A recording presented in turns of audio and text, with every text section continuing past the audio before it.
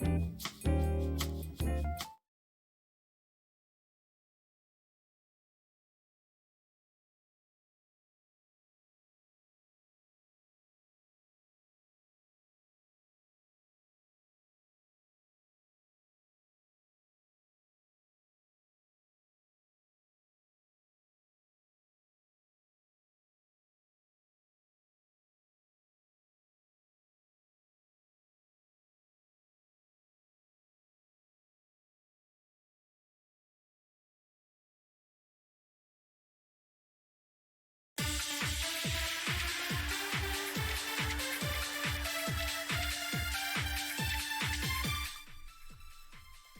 everyone, today we're going to be doing some AI dungeon.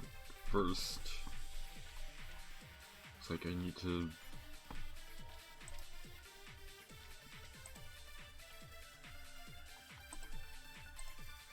adjust some things real quick.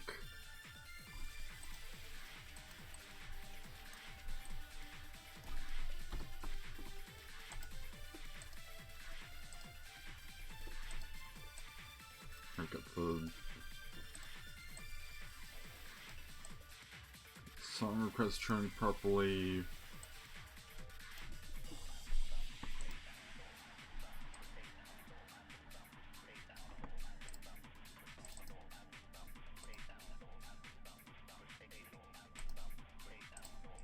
Alright, there we go.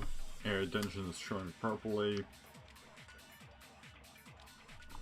Alright, so apparently they updated literally yesterday. In fact, actually, they've been updating regularly for the last, like, 3 days. Mostly stuff to do with the holiday event. Which I didn't even do anything with the holiday event.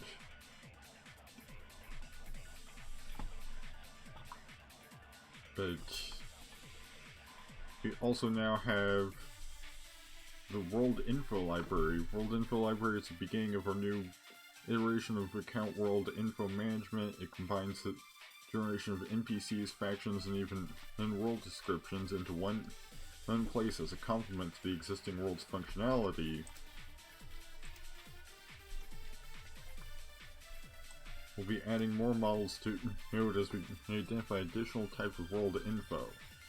It is currently available via adventure/scenario world info as well. As this link, World Info Manager has been added to the adventure/scenario world info screens. World Info Manager allows you to view and search all world info you've generated via worlds in the World Info Library. You can access World Info Library to generate world info into the World Info Manager. You can use the AI to generate world info entries via World Info Library for one triggering energy, or manually add entries without using energy. World Info NPC Builder has been removed from the adventure/scenario world info screens. Right, so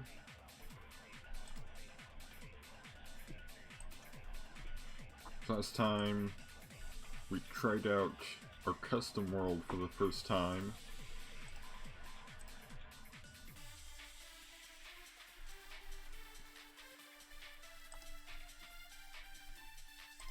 So let's check out this world library first.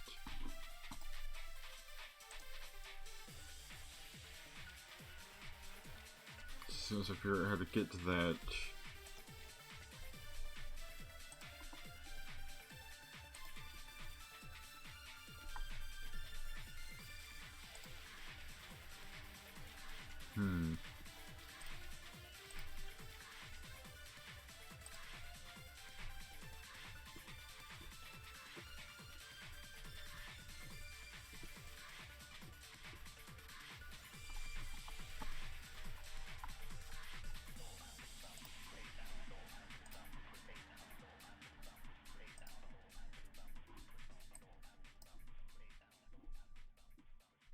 I'm currently not seeing...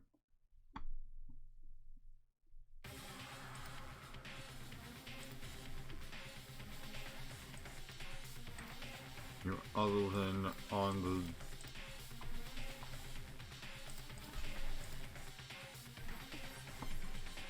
whoops. I need to do that.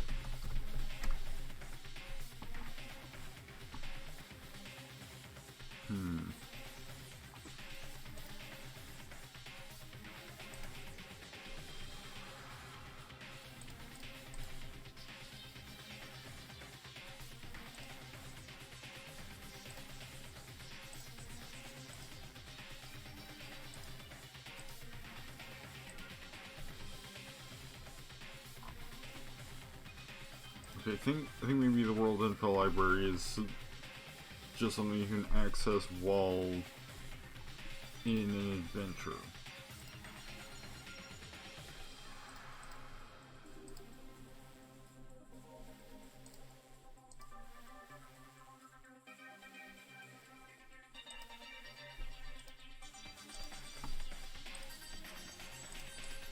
I guess let's just hop into Tyros again. Do another quick start. And see what result that gets us this time. You know, maybe we'll actually incorporate some of these plot points. You're Fail. Well, a female elf mechanic in the city of Stygia. You've grown up in the city and you've always been fascinated by the steam-powered automaton in the city. You've spent many hours tinkering with the machines and you've managed to build a basic automaton. One day a bounty hunter comes to your workshop and informs you that the Emperor has placed a bounty on your head for being a hologram. Excuse me? Tells you that he was asked to bring you in alive, but if he had to, he would kill you. Informed of the situation, you've decided to go into hiding. Yeah, but like, I'm not a hologram though? Or no world events. Those all like the AI seems to have a very inconsistent concept of holograms.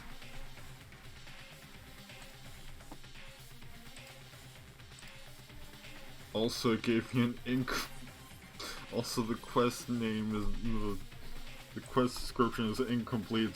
Just get away from the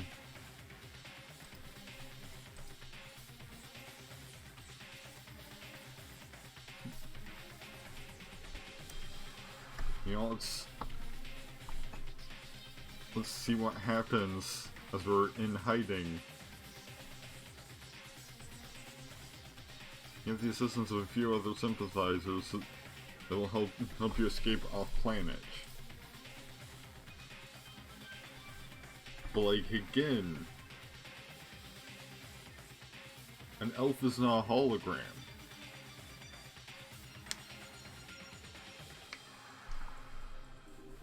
Because like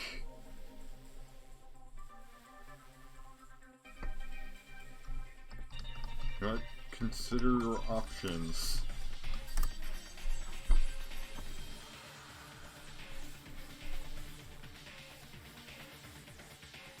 If you go into hiding, the Emperor will just find another way to get it to you. It's better to stand up and fight for your rights.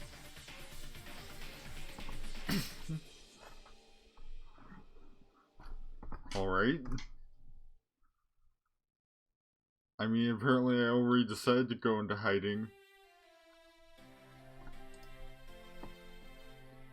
With the help of your friends, you are able to rig a bomb to explode the mayor's office where the warrant for your arrest was signed. You follow the plan and sneak into the building at night and place the explosive. So we're apparently turning to domestic terrorism over like a clear misunderstanding. But hey, I mean, the Stygians are the bad guys apparently anyway, so In the confusion of the explosion, you escape into the sewers. Unfortunately, the explosion has also collapsed part of the tunnel system, and you're separated from your friends in the chaos. Guess we're a sewer dweller now. Also, that was a quest complete for some reason. You know what? Escape the sewers is our new quest.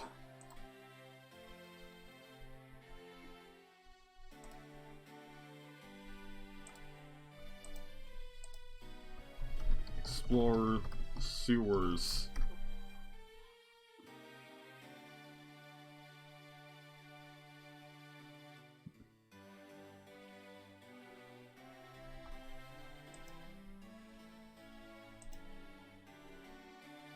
It turns out the Emperor has he's the price on the heads of all known sympathizers of the holograms.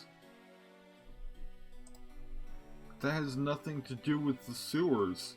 Sewers are dark, dirty, and smelly. You wander down the long, dark corridor, or trying to find a manhole to climb up to climb up to street level.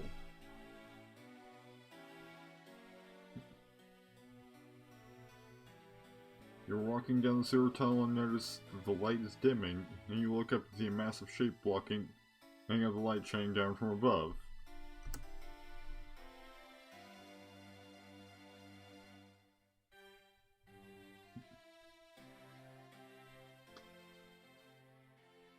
You turn to run, but it's already too late. The dragon's claw comes smashing down on you, roasting your flesh and sinking you into the waiting jaws of the dragon. What?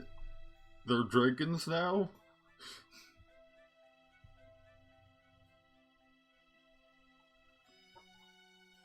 You can see a massive shape blocking the light, it shining down from above. You try to run, but the shape has already moved into your path. It's a giant tentacle monster. The monster attacks and you're helpless to stop it. Just gonna fight back, I guess.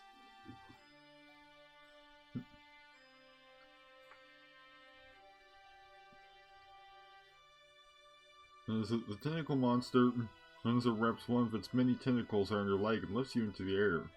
Your arms are restrained by two more tentacles, and your head is smashed against the ground with great force.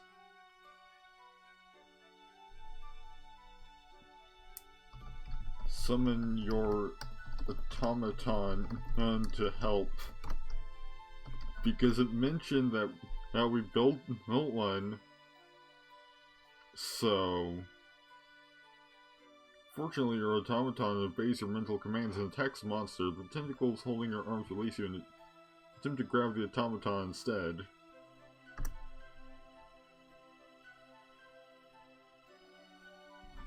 Try to run, but you're grabbed by two more tentacles. The automaton is destroyed by the other tentacles, and you're helplessly caught in the middle of the fight.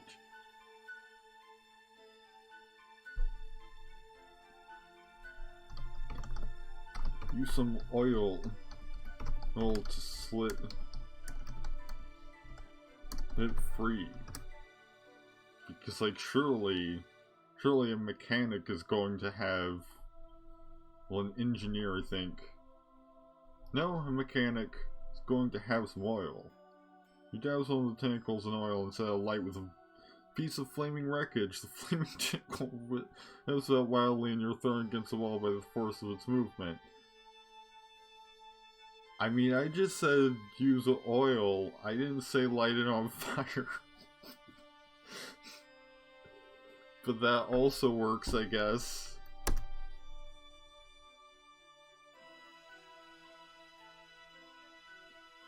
You're left with two unburned tentacles holding you, one for your arm. You take your dagger and try to stab the tentacle holding you. Which also I should probably make sure that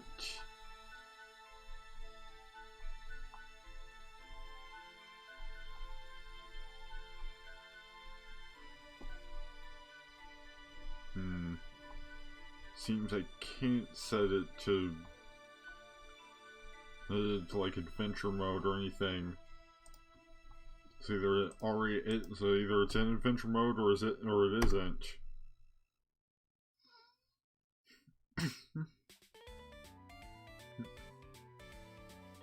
The tentacle is cut in two, but the momentum of the cut sends you flying through the air. You land on a piece of concrete and break your leg. Fantastic!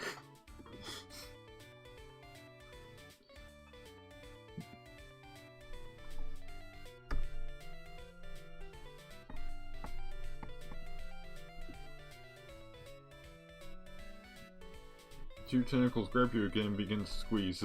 You know that if they get a good grip, they will tear you in half.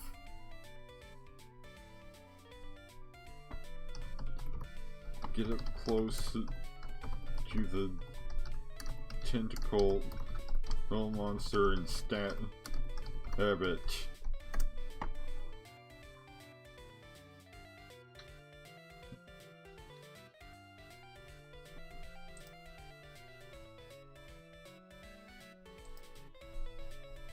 Stand up quickly as you can on your broken leg and run at the monster. You stab your dagger into the monster's foot.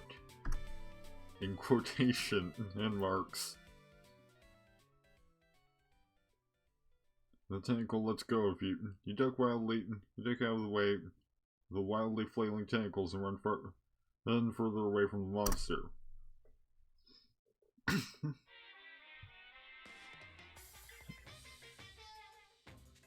The tentacles are grabbing at you, but you manage to get out of the reach. Fortunately, the tentacle you stabbed is releasing it. Yellowish liquid that is burning through the floor. Fantastic! It's got like acid blood. Jump up and run to the other side of the tunnel. Unfortunately, this makes you visible to the creature and begins to move toward you. How are we running this good on a broken leg?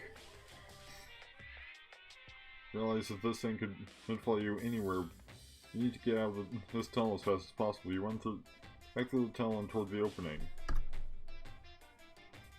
Aren't we trapped down here? The Emperor's Guard is still fighting the other two tentacle monsters. The tentacle monster moves back and forth, trying to wrap one of its tentacles around you. The Emperor's Guard is also down here.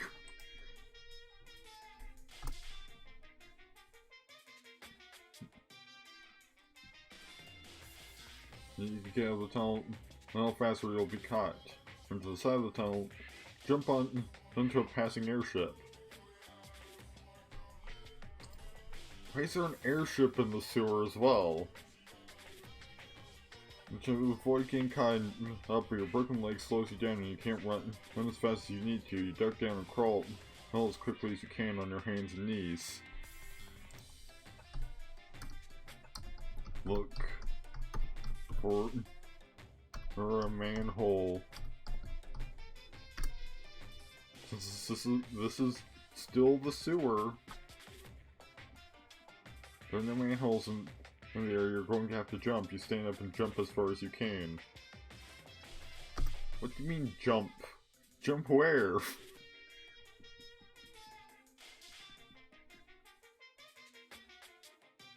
Jump high enough that you're sure you'll make it to the platform on the other side, but your leg gives out and you land on the edge, losing your grip. Climb up. Like it's that... Like that's a clear...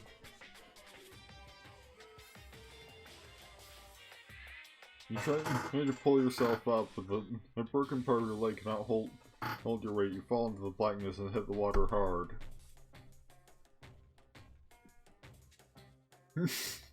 Yeah. Just in time for death. You try to swim, but the water is dirty and the current quickly carries you away. You're pulled under and drowned.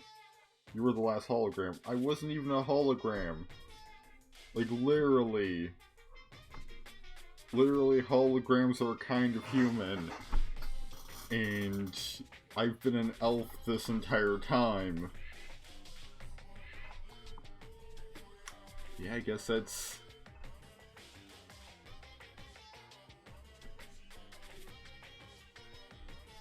Guess that's that adventure.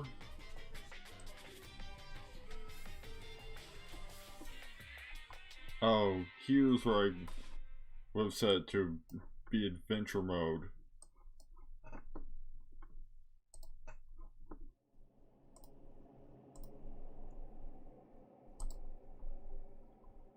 Guess you need a new character.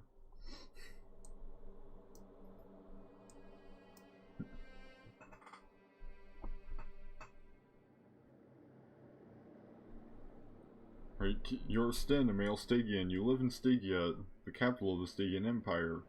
You are well known for your hunting skills, and you've been given a bounty to find and kill a hologram. Stygian law states that any hologram seen in or around the city of Stygia must be put to death. You're of average height and weight for a Stygian. Interesting that it didn't give me a class.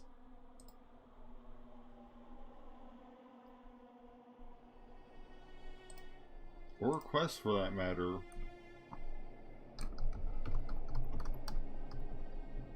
Let's just set up a quest then.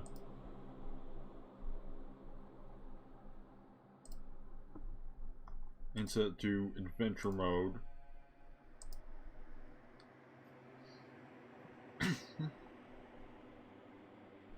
Right. Seek information on your target.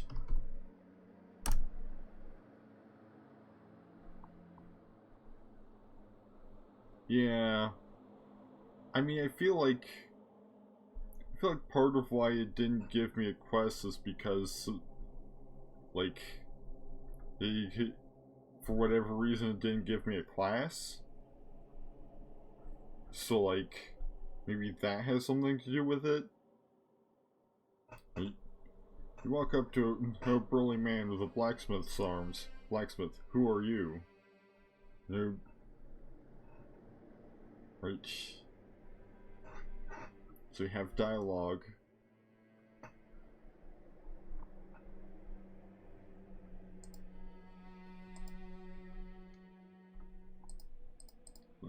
Let's see what Sten says.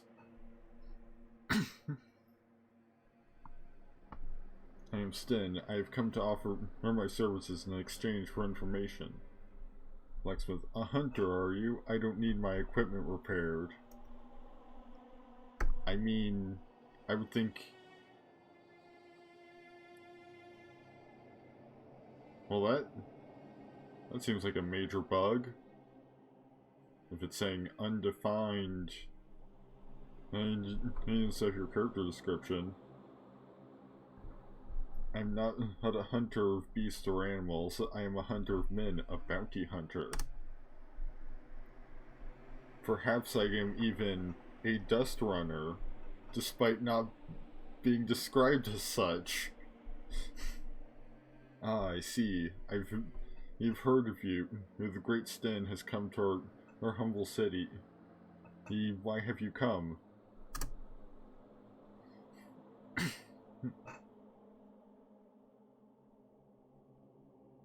I've come seeking a bounty. Really now, there's a million holograms roaming the countryside.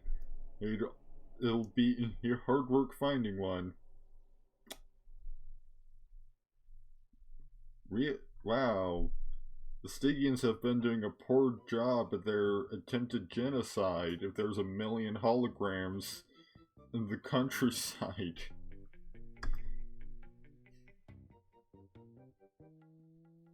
Like, I mean, not like failing them to fail a genocide is a bad thing, but still. I've been told that a hologram known as GDOS has a large bounty on its head. Who is this GDOS and why does it have a bounty? I wonder. Is these people calling GDOS an it like a racism thing? Or is that the norm for holograms?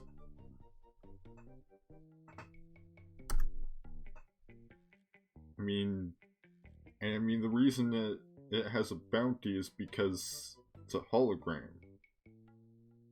GDOS is a dangerous hologram and it has a bounty because I went to kill it. It's like, did I set the bounty or something? Ha, good luck. I hope you do find it. I want to see you try. What does everyone here think about the Empire?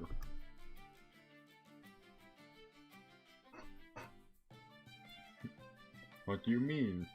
Do you think the Empire is a force for good, or are they just another government that only cares for power?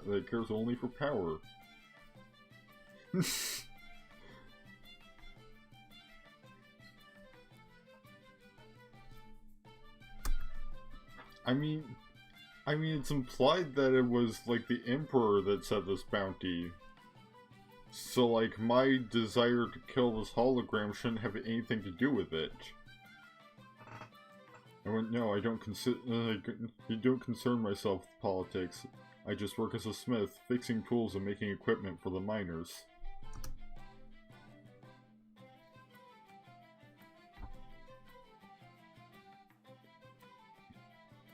Do you believe the miners have been treated fairly by the Empire? Ooh, getting a little political. Somehow... Sure, I guess. The Empire provides everything for them. Food, equipment, and a place to live. In exchange, they give the Empire a portion of what they find.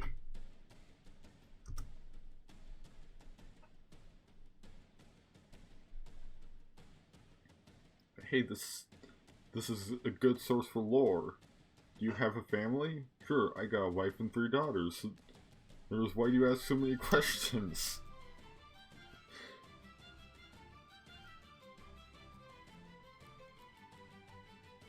No reason, I just want to get to know the people.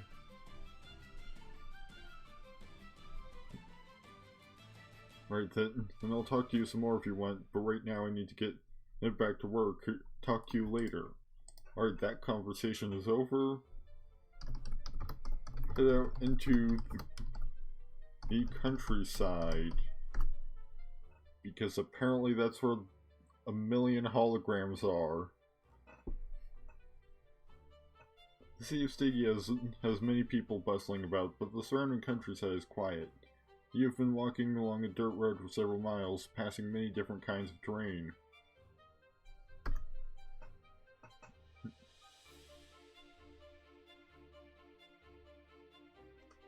So far, you've seen several small communities that even passed by a large, active mine.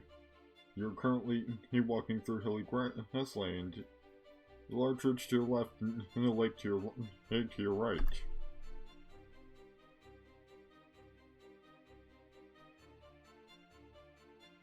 The dirt road you're on takes a turn here, following the edge of the lake. Wow, lovely day to be in the country. He about to go murder. You continue walking down the road and soon you come to a cave opening in the side of the large hill.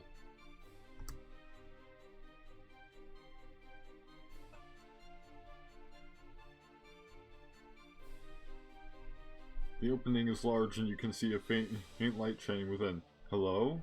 No response. You must be too quiet. Hello? Still no response.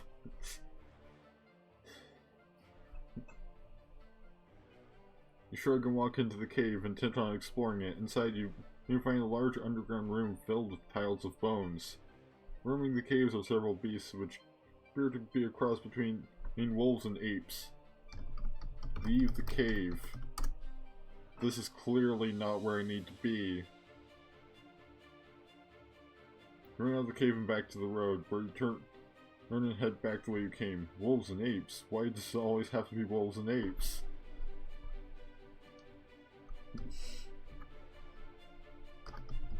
Seek holograms. Seek the holograms. Blacksmith mentioned.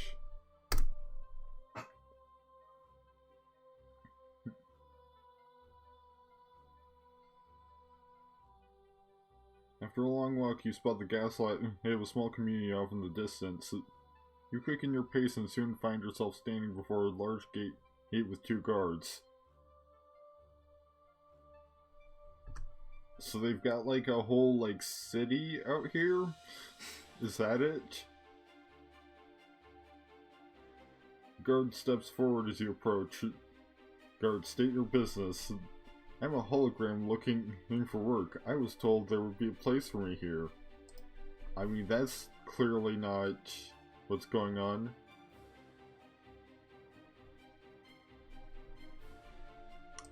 Just gonna undo and redo, like retread this part. You walk down the road towards a large mountain that looms in the distance. Can't be too much further now.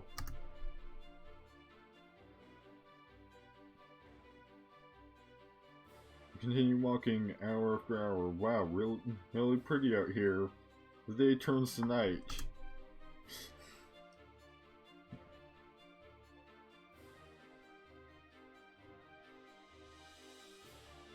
Pull your tarp out of your pack and tie it between 2 trees so you have a place to sleep. After a surprisingly restful night's sleep, you wake up and continue down the road.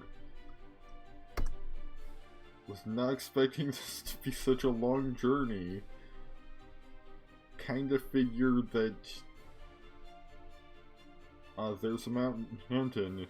Now I just have to get over or through that, and I'm home free. You know what? Head back to Stygia.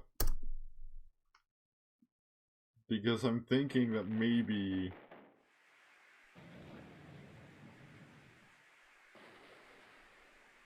sometime later, you come to the edge of a cliff and gaze down upon Stygia. The city is built within the side of a mountain, with many incredible tall buildings that seem to scrape the sky. Search the street beats for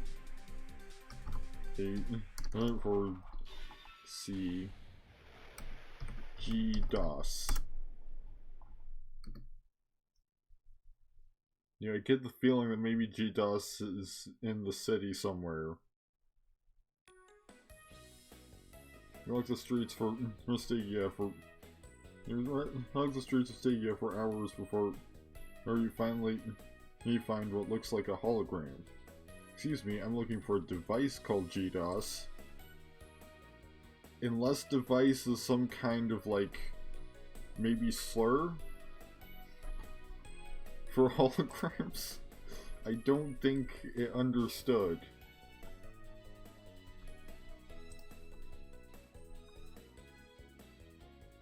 Like, it is just continually failing to understand. Walk down the streets, taking in the sights. Buildings here are incredibly tall. You can see the tips as it pierce the sky. Many even have flying machines landing on their roofs.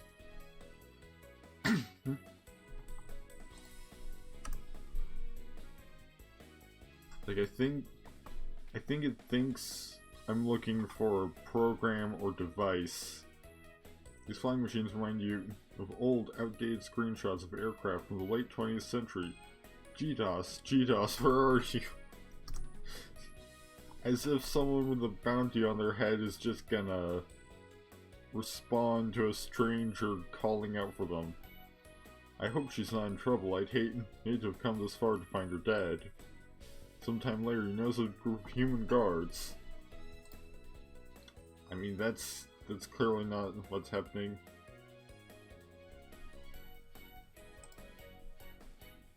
Like,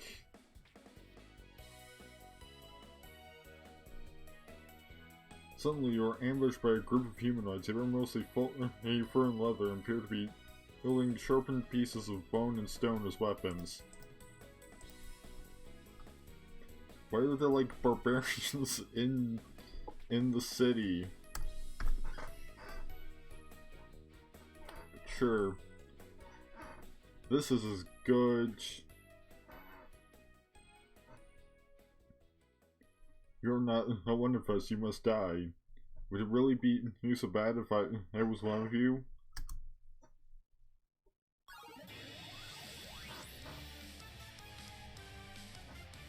Yes, you would be stealing the identity of a true Stygian.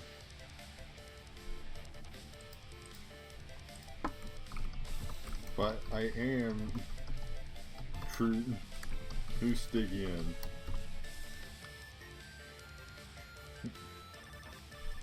I am loyal to the Empire.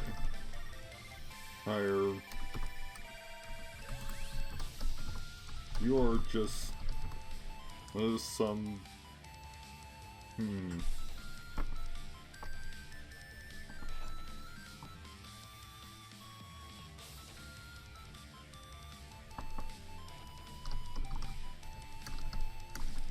They're just some barbaric Luddites. Although, admittedly, the humanoids are shocked by their response. They begin to chat among themselves for a few minutes before one comes up to you and asks a question. Where is your family from?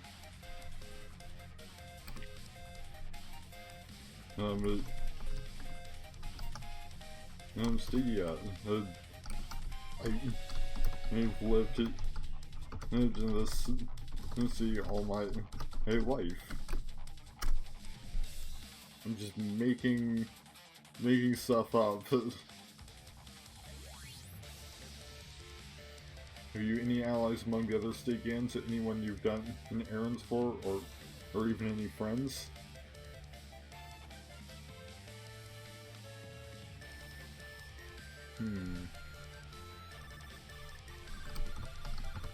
I am currently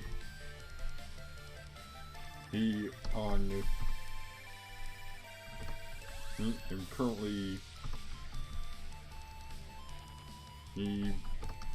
a quest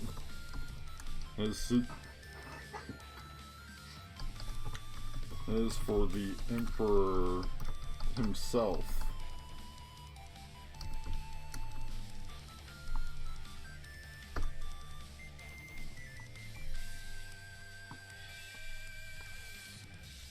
You know, clear the Emperor, truly, I am to deliver a message to him in person as only I can. We'll take you to our leader. You must decide if you're truly one of us. And as the humanoids bring you through the winding streets of their city. Just gonna reroll that, because, like, the words ring true. You may enter our city, you know me, but know that you are not welcome here. Do not speak to any of the others.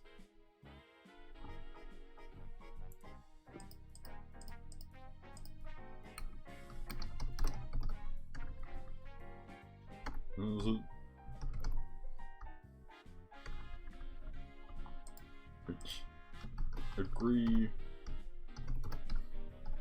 but mutter about how them being weirdo as soon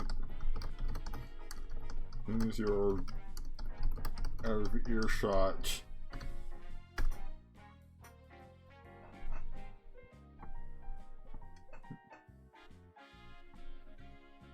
We heard that, and we will spear you if you do it again. Fine.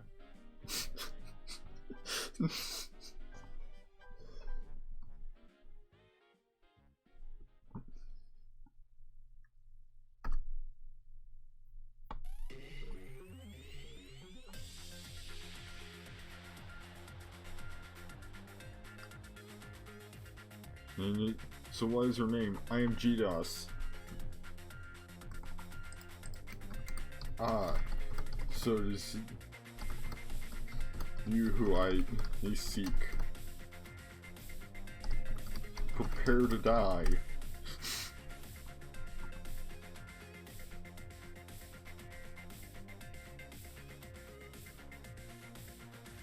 I will not assassinate them, for you see, I am a god. A god? Don't make me laugh.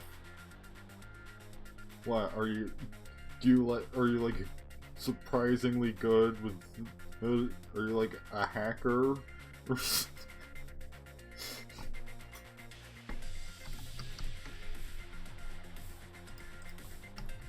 Attack GDOS.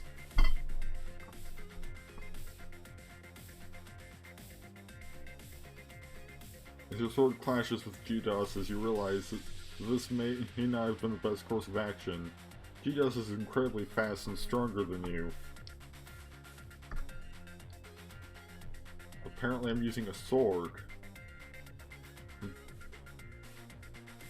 You're an experienced warrior, but it's clear you're no match for GDOS.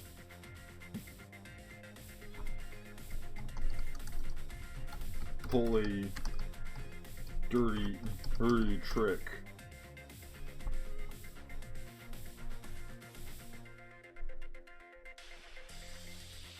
Haha, fool. Well, you think you could beat me with a sword? Yes, but I am no longer holding one! What does... I mean, I would think it would be... In your confusion, GDOS has taken the opportunity to pin you to the ground. They're much stronger than you and quickly remove your weapon from you.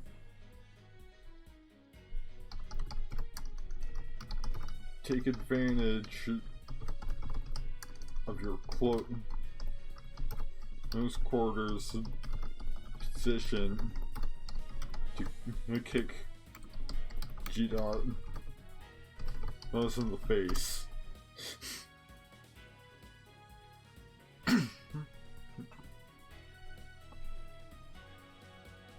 You have great agility for a human, but is no match for a god.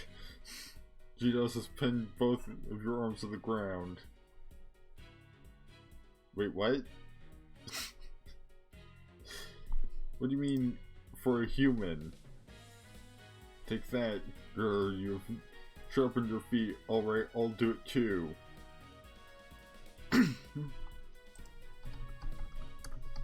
Retrieve your weapon and continue the attack.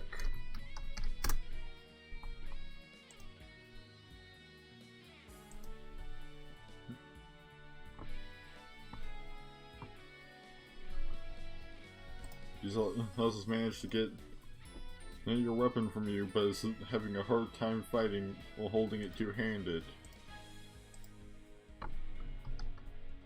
See, opportunity and kick GDOS in the crotch.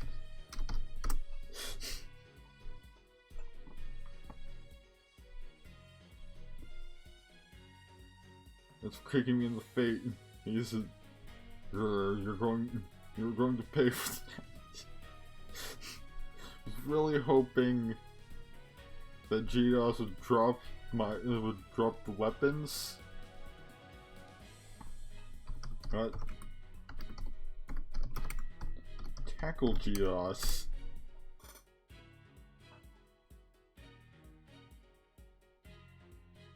Let's see you get off me now. Let's see you get me off now. Grr, uncalled for. I've had enough of you.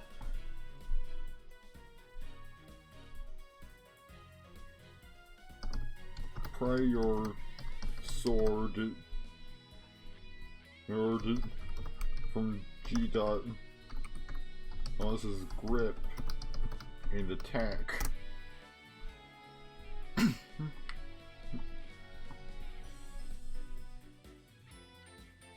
Say goodbye. Not good enough. In a desperate attempt to survive, GDOS takes it and sort of runs it through your chest. You have died. Whoa. Well then.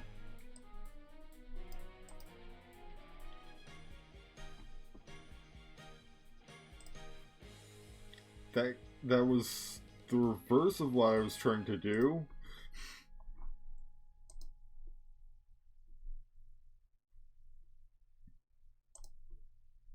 And again, no world events happened the entire time.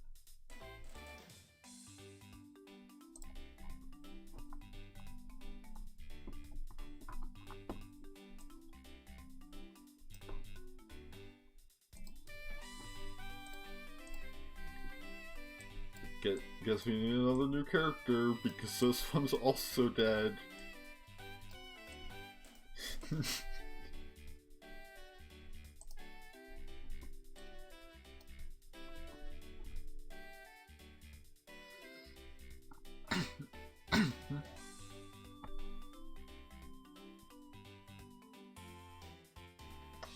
Right, you're Elijah, a male Aquarian cyber hunter.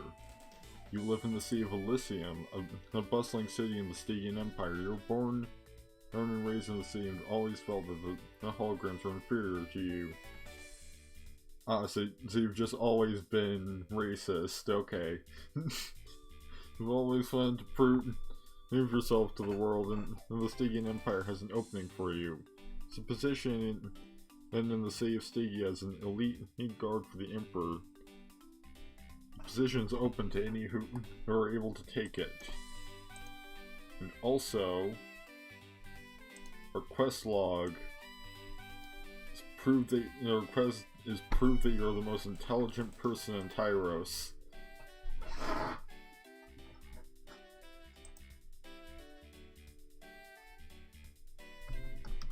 Read the requirements of the position. You know, let's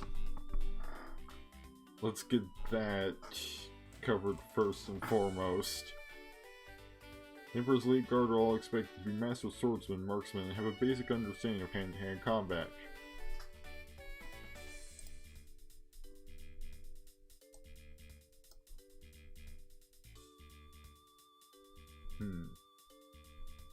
Maybe we can world info. I think that would be where you would access the world library, but I guess not. We're gonna search.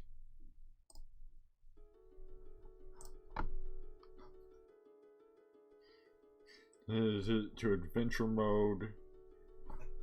Assess your own combat skills.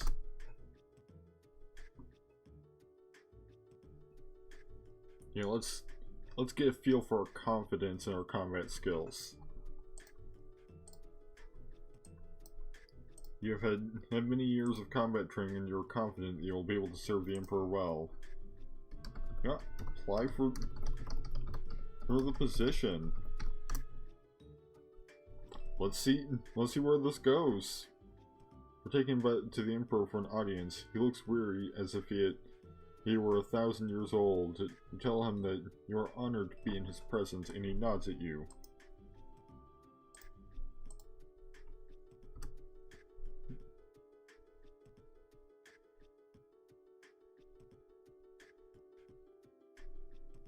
He asks if you believe you are skilled enough to serve him, and you confidently tell him that you are.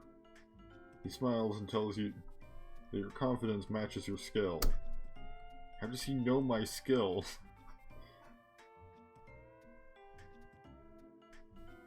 He then makes you a deal. He tells you that if you can strike him in less than 3 moves, then you will instantly be accepted into the Emperor's Elite Guard. Alright then. Guess we're fighting the Emperor now. Attack the Emperor, I guess.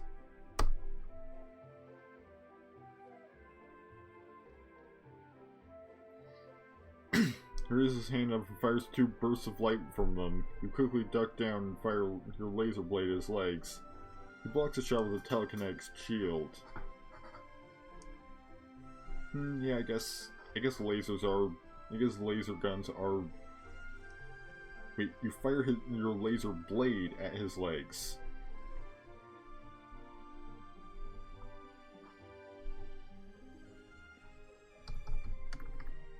You quickly jump over his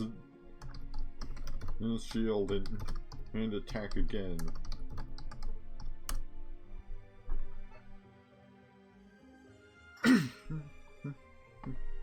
He quickly ducks down and swings his legs around, tripping you. You fall to the ground and skid into a kneeling position. You ready your laser blade to attack again.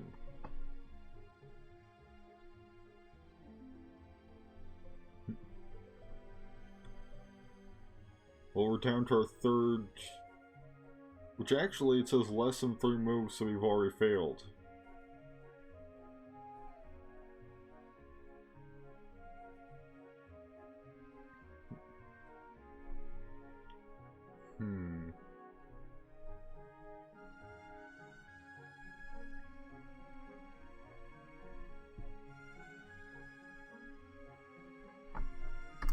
Let's just continue from here, because I mean, like, technically we've already failed because we haven't managed to strike him in less than 3 moves. The Emperor prepares his next move. Fight!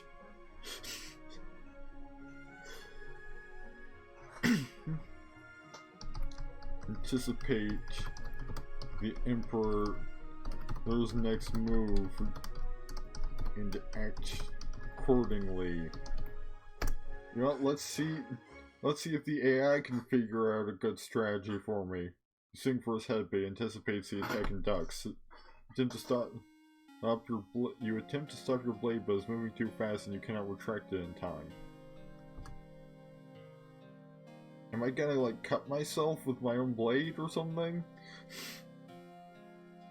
The Emperor's reflexes are faster than yours, and he is able to knock your blade out of your hand before it reaches him. He picks up your laser blade and holds up as evidence of his victory. Guess I'm not good enough for the elite guard after all. Well, he tells you that you showed great skill, but you still need much training. And he says that he will give you a position as one of his guards, but first you must pass a test. Is it going to be to murder GDOS? The Emperor leads you to an ancient ruin site outside of the city. He says that in this temple, an ancient text that contains a secret to immortality. Oh, okay, so you get more lore now.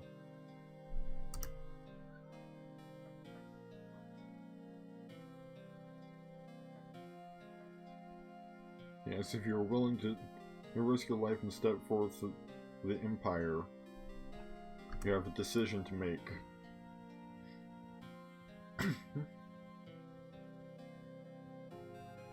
You want to go to the ruins and attempt to find this ancient text, or perhaps you would rather leave? The curly bracket dot. For some reason. Head into the ruins.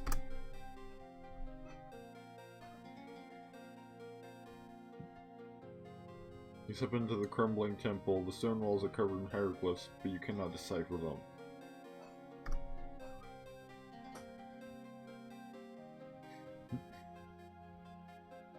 The Emperor follows you in, and soon your training will begin. You live in a society that has outlawed many things. The government controls every aspect of your life, so naturally, there are many rebellious citizens.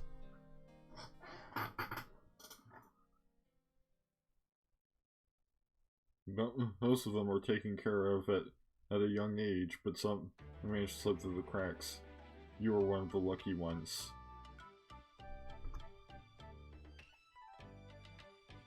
Wait, so like, am I joining the elite guard?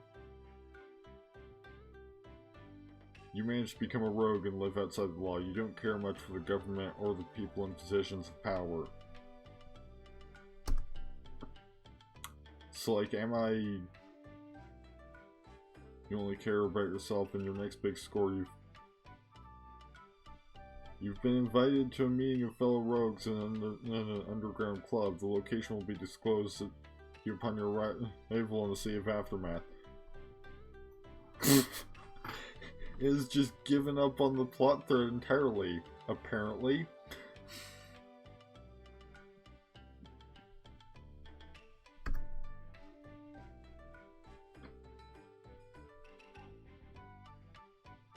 You are all of a female human scoundrel. You have heard of this group before and you're eager to meet them. They are your only hope of escaping your current life. What?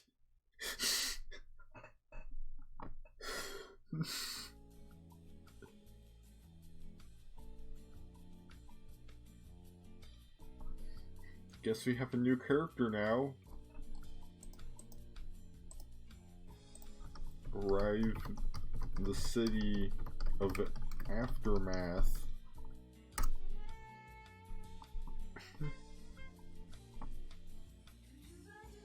You travel to the Sea of Aftermath and you'll find the location of the secret club. The bouncer lets you in with ease, and you find yourself in the most luxurious underground club you've ever seen. I mean, depending on what kind of underground clubs I've seen before, that can be a pretty low bar.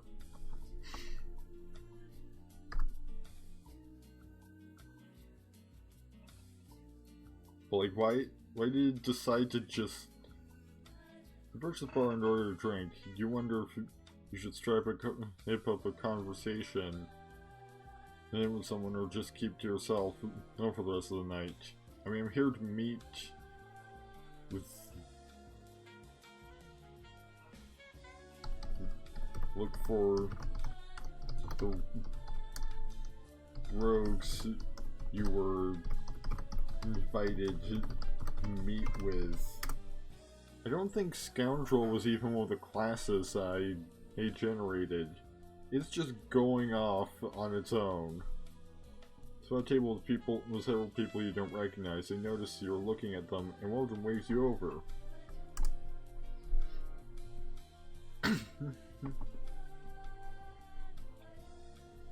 You walk towards them and introduce yourself. They ask if you would like to go back to their place, as they have some things that they'd like to discuss with you. You find yourself agreeing. Please tell me the AI isn't about to get horny. You awaken in a small room with no memory of how you got there. Your head hurts and your body feels sore all over. Okay then.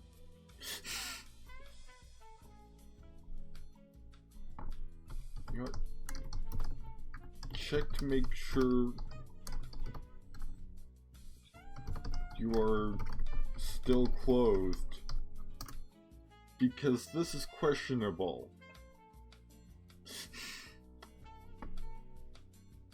Clothing is still intact. You're relieved, as you do not know what they would have done if they found you undressed. I would be more concerned about how I ended up being undressed. I mean, that's also a concern.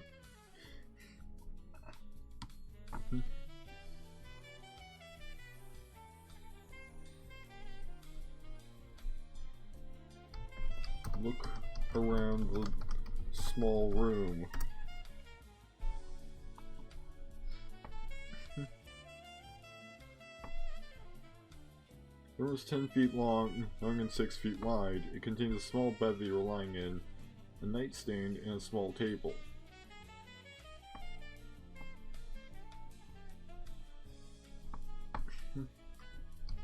Check for any exits.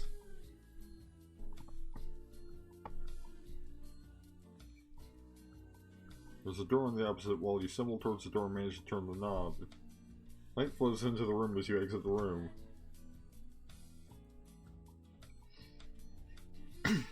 You find that you are in a small apartment.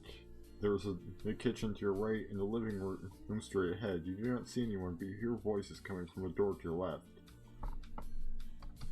Sneak past the door and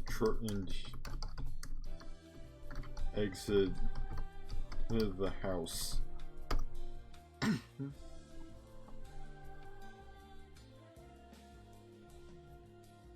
You exit the house and find yourself in a quiet neighborhood. It is still daytime, but the sun is beginning to set.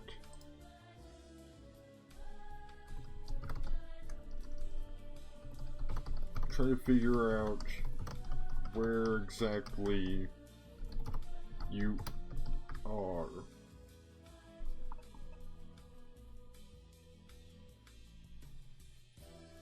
Looking around, you find that you're on a residential street. There are houses all around. This is not the sort of place you want to be after dark.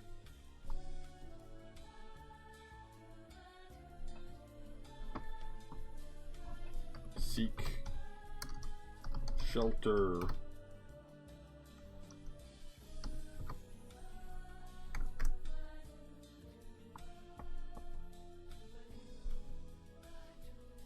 Yeah, let's try and find a small house nearby, as close as you may get the door and windows, and you're not sure if anyone is actually there. I mean, is that the house you just left? You walk up the stone steps to the front door and try to open it. The door is locked. You jiggle the doorknob a bit and push against the door.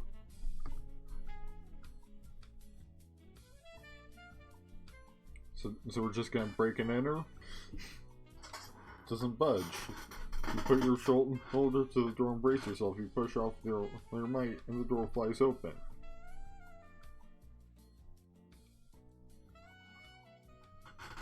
You enter the house cautiously. Standing in a dimly lit foyer, there's a staircase leading up on your right and a hallway straight ahead.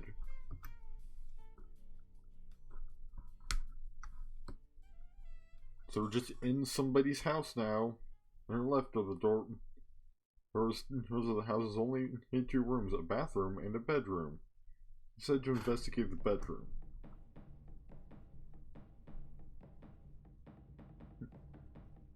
You walk into the bedroom. The walls are a pale blue and decorated with paintings of knights and castles.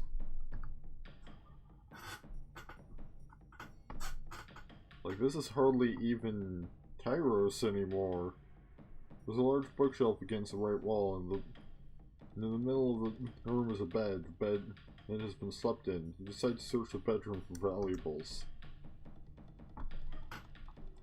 Like, you know, we're a human scoundrel. Under the bed you find a jewelry box. You open it and find a beautiful ring. The ring is gold and there's a large blue diamond in the center. Put the ring on your finger. Is it magic? Or is it just a nice ring? It's a little loose, but it fits. In the closet you find a red cape and wizard's hat. Put on the hat to test it out. So we're just doing some like Goldilocks stuff at this point.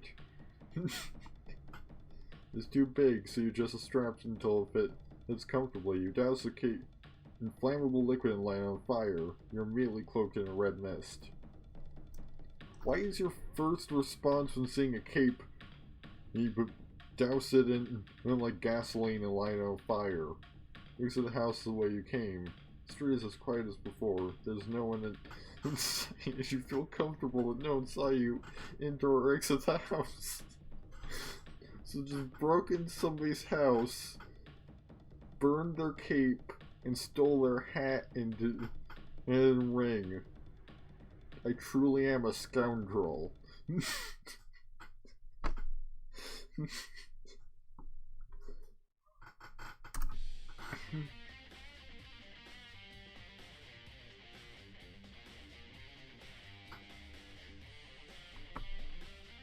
Decide to test out your powers. You concentrate for a moment, then leap into the air. I have powers now? Which I guess I am wearing a wizard hat. You rise above the houses and can see for miles around. You dive down and punch a parked car. You expected it to explode or impact, but merely buckles under the force of your blow.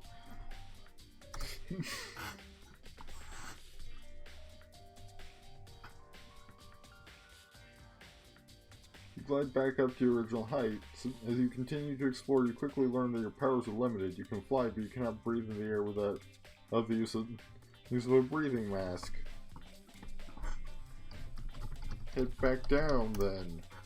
If you're having trouble breathing because you're like in the stratosphere, head back down to where the air is.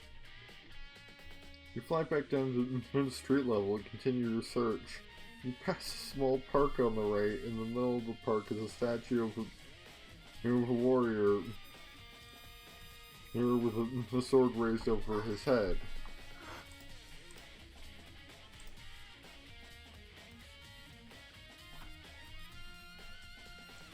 Could this be the the ancient ruins.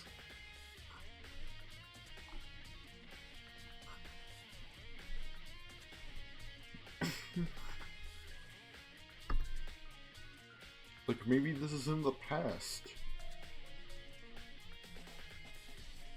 You've had enough of statues, you decide to continue down the road. As you walk, you pass a small newsstand to your hand on your left.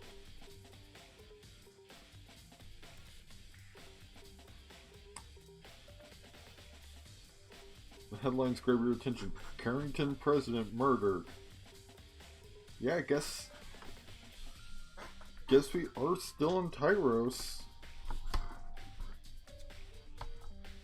Because, like, it's bringing in the Carrington Corporation. Read the article.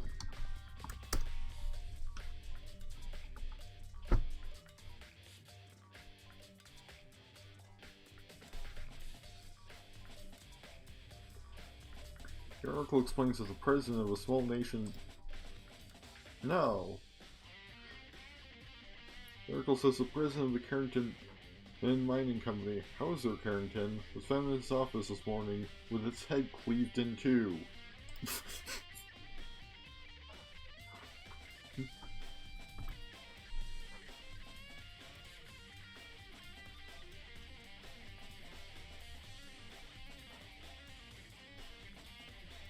The mystery of who killed the president deepens as the press points their finger at various suspects.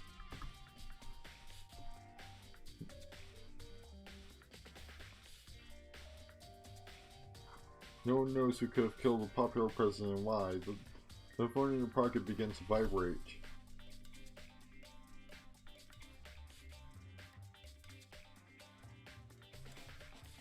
Take it out and see if you've received a message. Turn on the news, channel 5. You head to the nearest newsstand and buy a newspaper. I'm supposed to turn on the news, channel 5. To the nearest coffee shop and order a hot chocolate. Barista gives you an order. He gives you your order, and you head to a table in the corner and turn on your phone.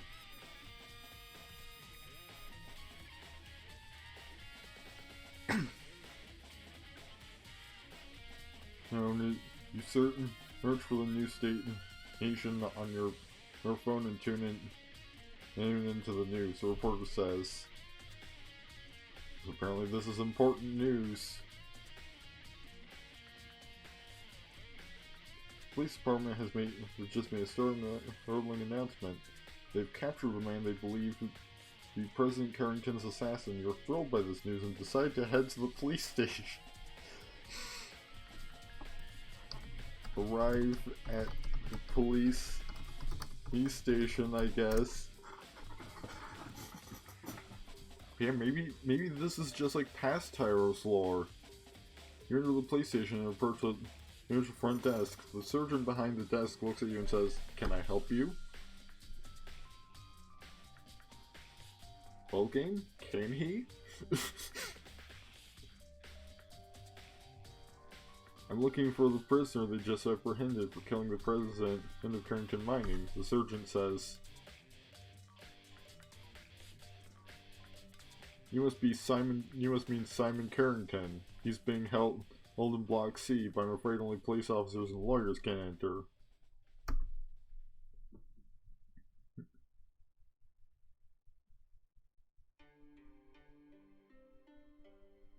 Show the surgeon your badge and he lets you through. What badge? Since when am I like a cop? For something. You walk down the hallway and approach or perhaps this is a grift. Perhaps I'm trying to get Simon Carrington on my side or something. You walk down the hallway and approach cell block C. 4 police officers stand watch outside the cell while a 5th sits inside with the prisoner.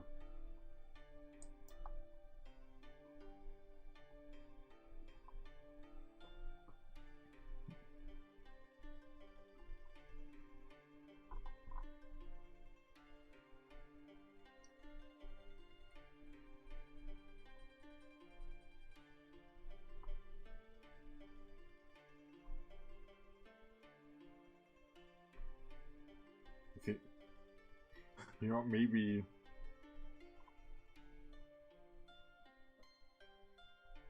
you can find some fitting music since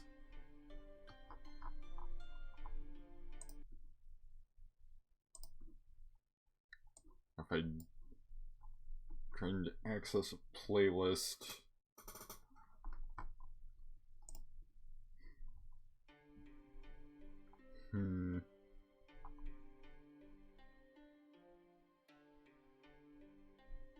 Yeah, I'll just keep with the music like as is.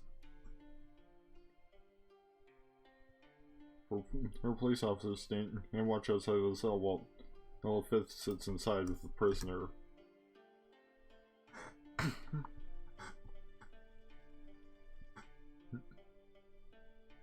Approach the cell and flash your badge. The officer jumps to his feet and approaches you. How may I help you, sir? I mean, I'm pretty sure this character's not a sir.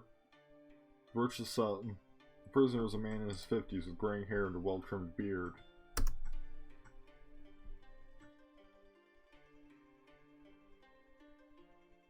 Good afternoon, I'm Police Officer Aquarius of Zodiac. What?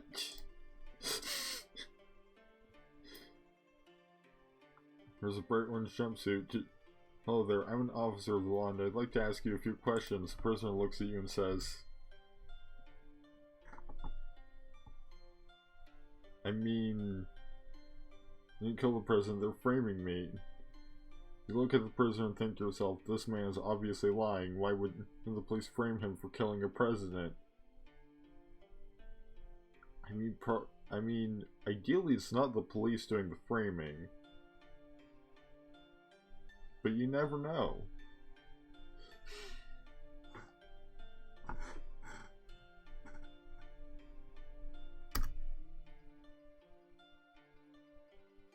Which I mean, I guess a Carrington would have a motive to kill a more powerful Carrington, I guess. You better tell me the truth if you know what's good for you. The prisoner says, I'm telling the truth. You need to help me, officer. You can tell this man is obviously scared for his life.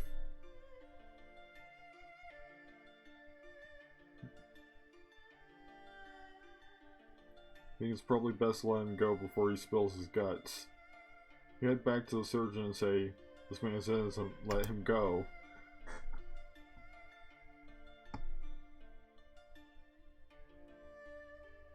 The surgeon is surprised and says, are you sure?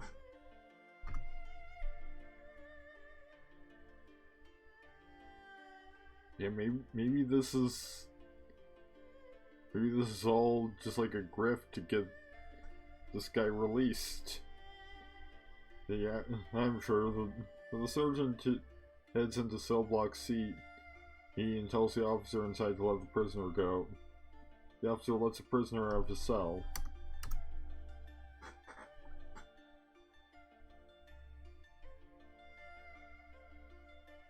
Man walks out looking very confused. Surgeon says to the prisoner, go home and don't leave the city. Prisoner nods and quickly runs out the front door of the police station.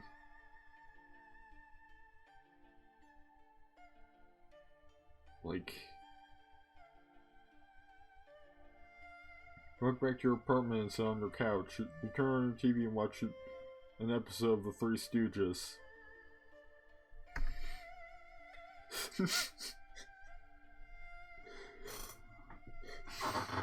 After the episode ends, you turn off the TV and head to bed. I guess if this is past Tyros, and it really is like an alternate Earth. Next morning you wake refreshed and ready to take on the day. You exit your apartment building and you begin to walk to your car. On the way you bump into a friend walking their dog.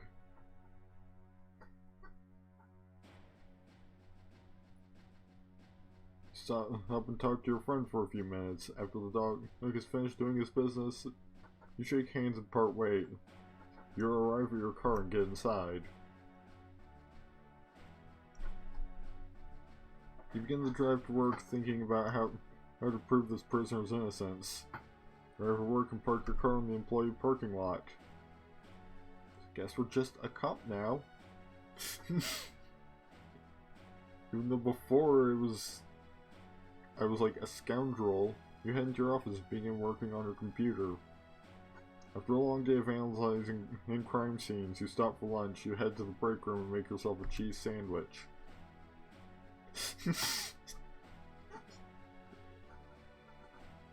After lunch, you head back to her desk and continue working. You receive a phone call from the surgeon saying that the president has been killed. The murderer left a note saying, like the president of the Carrington Corporation? Or the president is like the person in charge of the entire country or something. The prison is framed. The officer on duty wants to know what to do. You think it over and say,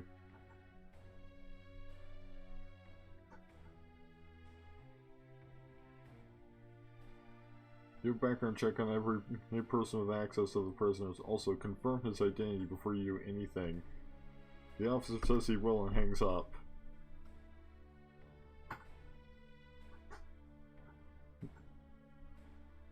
The day ends and you head to your car. On the way, one of your coworkers stops you. He says, "You arrested the killer." You look at him and say,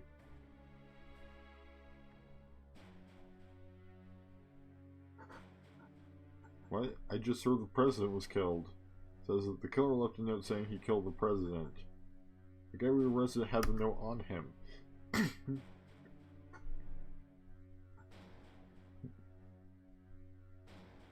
I guess you're right. Who is he? He hands you a folder of information about the president. You open it and read it.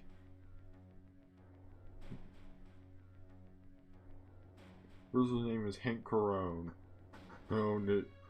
He is 27 years old and was arrested for armed robbery 5 years ago. The kid has just completely lost the plot. You hand the folder back to your friend and say, "Thanks for telling me."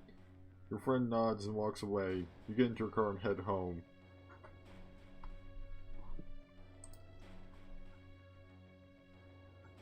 You know what?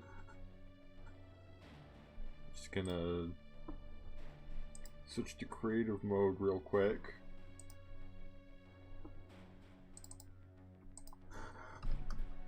Meanwhile, in the ancient ruins,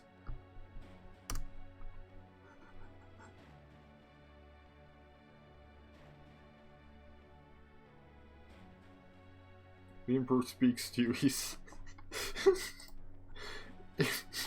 that's all it took.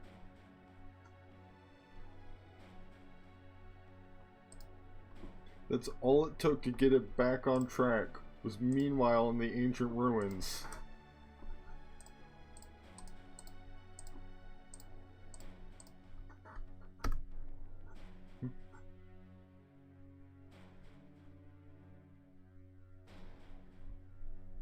Since you are confused, why don't you ask me questions I will do my best to answer? You think for a second and then say, "What is your name?" Because he's always just been the Emperor. This entire time. I've had many names in many languages, but you may call me whatever you wish. You think some more and say, "What is your goal?" He responds, "I want to enslave the entire planet. Eventually every living thing will be under my control." You say, "Why?" He says,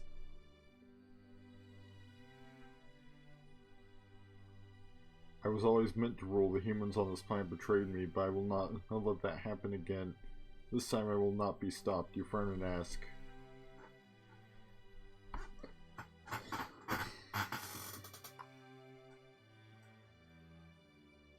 but like there aren't any humans anymore. At least not as we knew them.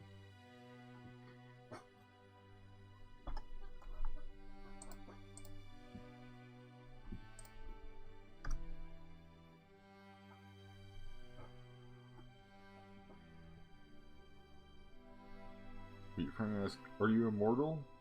He smiles and says, "Not anymore, thanks to you. I will be granted that gift again." "Thank you, son." They're confused and say,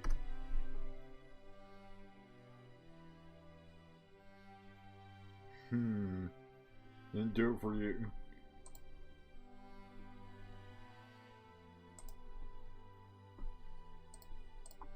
I have not retrieved the text you seek.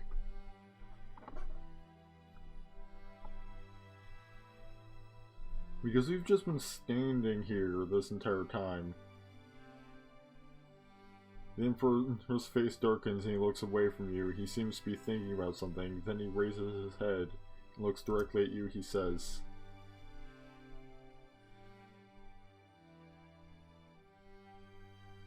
"Son, I have a proposal for you in exchange. In for freedom, you must bring me the Growl." "What?" You ask, "What is the Growl?" He responds, "Is that the text? Is that the text with the secret to immortality?" "The Growl is a cup of immense power. It is older than me and it contains great magic. If you give it to me, I'll give you your freedom. What do you say?"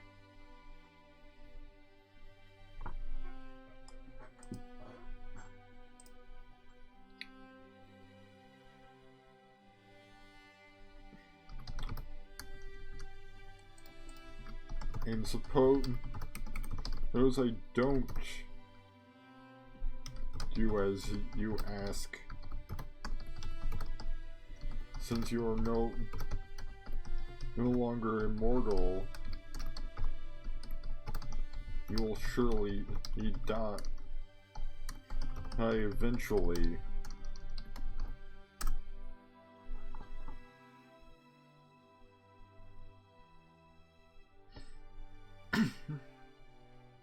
Lapson says, "I will simply recall my spirit back into my body. I have been doing it for centuries. Nothing has changed." "Then why even seek the text? You clearly already have all you need to keep going for all of eternity."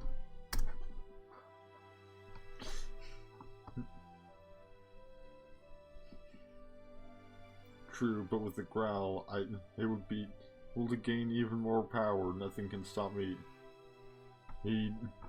if I have the Growl." Think it over and ask,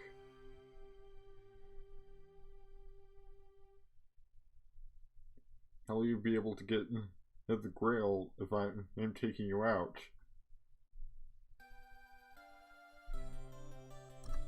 Love that switch to Grail. Just spontaneously. "My son, if you bring me the Growl, I will give you back your family. I will give you back your life."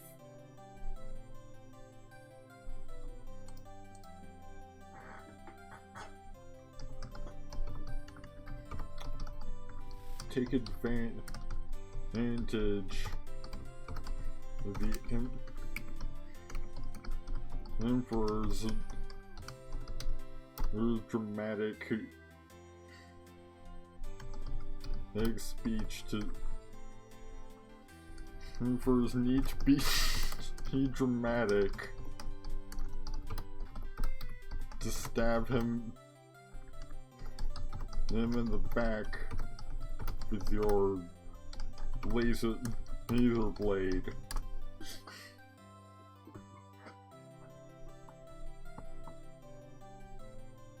As you clash in a struggle of swordsmanship, you begin to realize that you will not be able to take him out without some sort of help.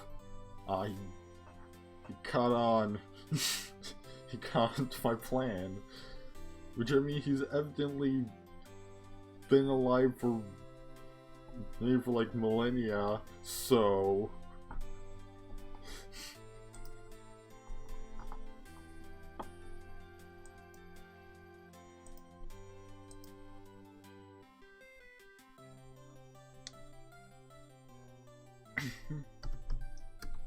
check the ruins for traps you could spring on him.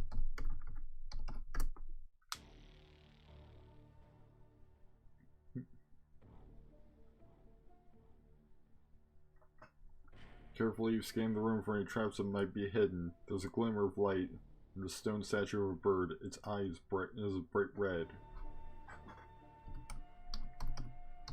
Carefully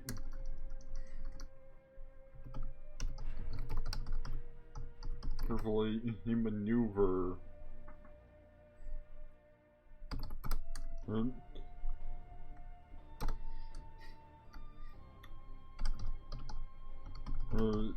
such a way that the Emperor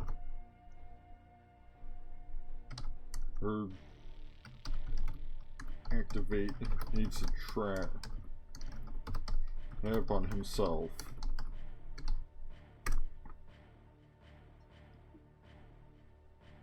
Perhaps this is how I prove that I'm the most intelligent person in Tyros.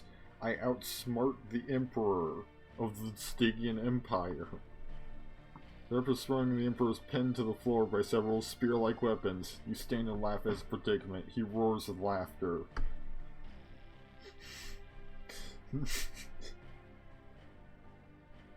Well,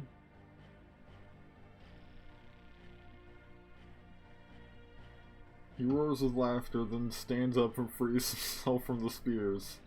Says, "Well done, my son. Now you see that I'm not invincible. You think this over and ask."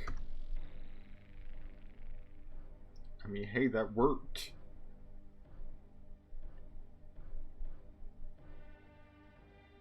Are you really immortal? He laughs again and says, I mean, his immortality is through being able to call his spirit back into his body, apparently. Of course not known as immortal, I'm just very, very difficult to kill. He throws a small sword at you and says,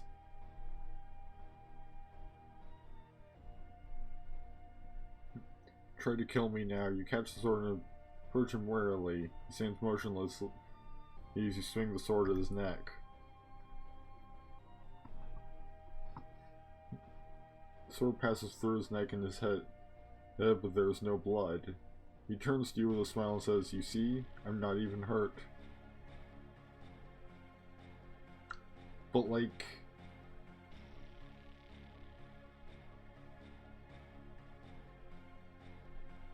he got injured by the spears just fine.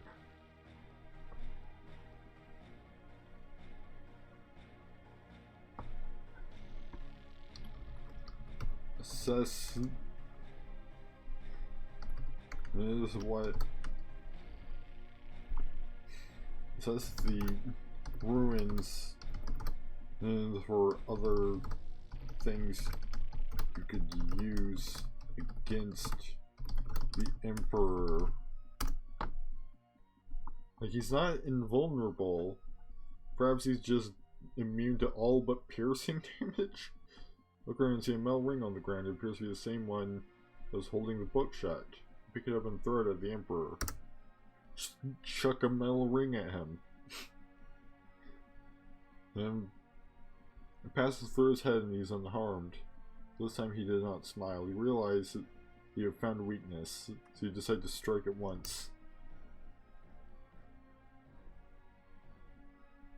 How have I found a weakness? You run at him with a leap and try to drive the sword through his body. He becomes weightless and floats up off the ground. Literally the only thing that's injured him was the spears. How can you be stopped if you can float like this? He looks at you with a grim face and says,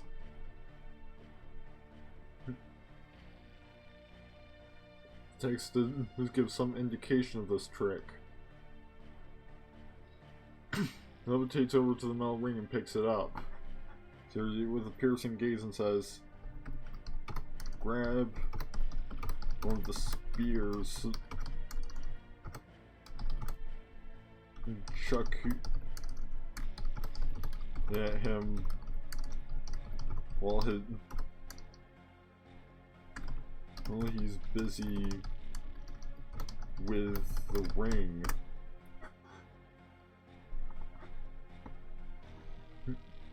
That's the one thing that managed to injure him. So he passes through the ring, he drops it and clatters on the ground. You run over to pick it up. Turns his back to you and begins stretching out his arms and legs. What? What are you doing?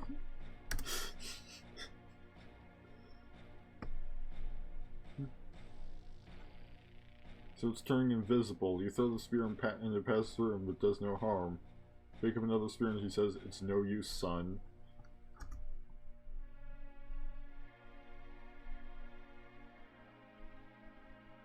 Say, "It's not over yet." Take a deep breath and point the spear straight at his heart. He looks at you and laughs. "That won't either." Call his bluff. Off and stab.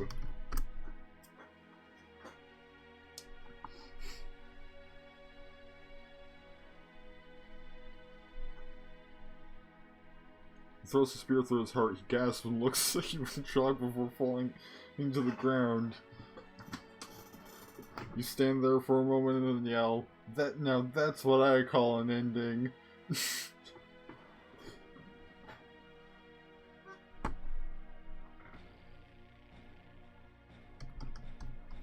Destroy the Emperor's body to make sure he can't call his spirit back to it. Because that's a power he apparently has. Break the chains around the body and start prying out the skeleton's joints before he can get his spirit back to his body. Yeah! Dismemberment! Holographic technology is very useful for keeping the body alive, and is a lot easier to carry the body around without being chained up. He says. No, he says nothing.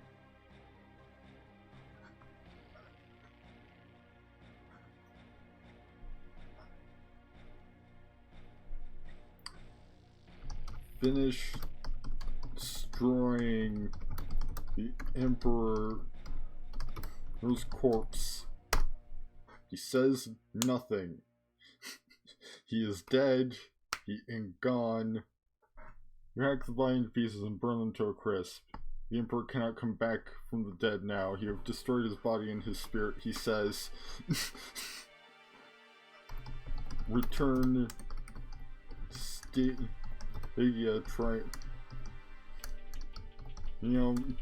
triumphantly. He isn't saying nothing because he is dead. He is gone. Return to the capital with the Emperor's body in tow. People throw a giant party in their honor. You are hailed as a hero and are given many rewards.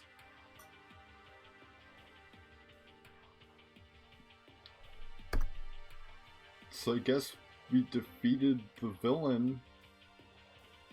They give you your own castle and the princess to marry and everything. Dismantle the Stygian Empire and end their tyranny.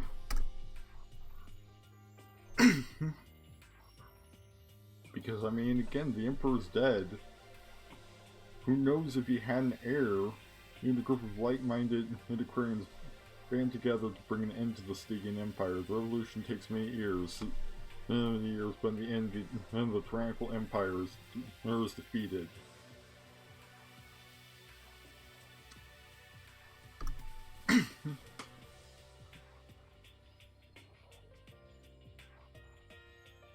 People put you in charge of creating a new government, but you do not want the burden of leadership, and say retire with your wife to the rural countryside. You grow old and eventually die of natural causes. You have died and your adventure is at an end. Well then. guess that's as good a place as any to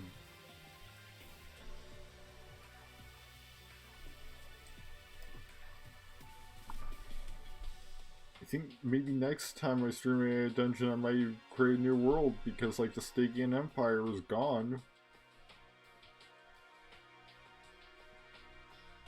Like the Emperor and the Empire are both completely gone. So like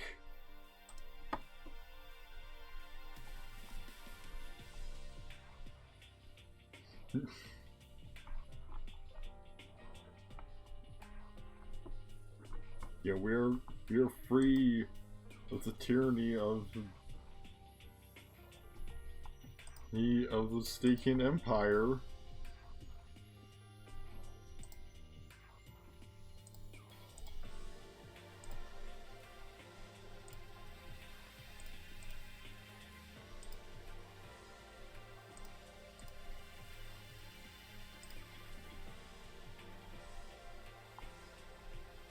It only took like 4 adventures to end up destroying the Stygian Empire.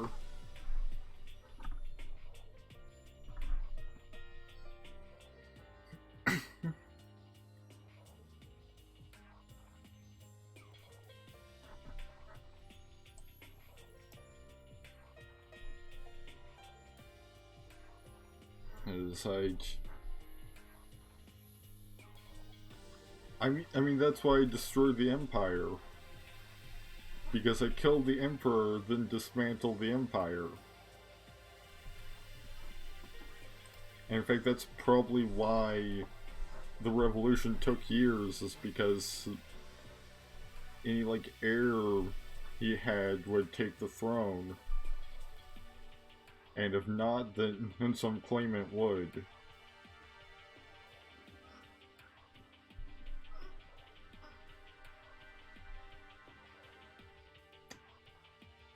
I don't know if anyone's replaced the Empire, like, you know, maybe that can be something to sort of world build. But that'll probably be a later stream. Like, probably, yeah, it's a sign, so, now that the Stygian Empire is gone, if we're going to play Tyros more, then we have to adjust the world itself. Because, well, to account for, like, the end of the Stygian Empire.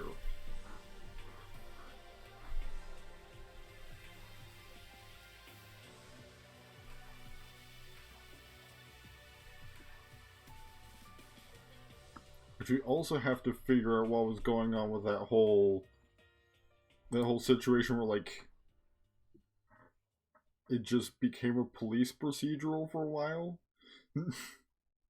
Until I switched to creative mode and just put in Meanwhile in the Ancient Ruins. Like, you know, I'm thinking maybe that's a sign that, you know, like, Tyros is like a post-apocalyptic setting. And so, like, we got, like, a flashback to before the end.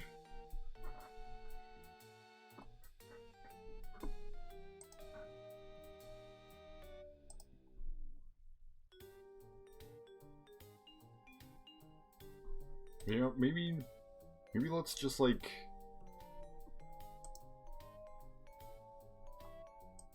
It's just, like, since I've only got... I think maybe, like... For this last part of the stream, let's just like explore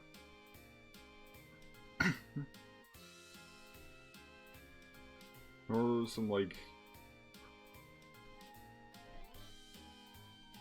maybe feature nerd prompts or something.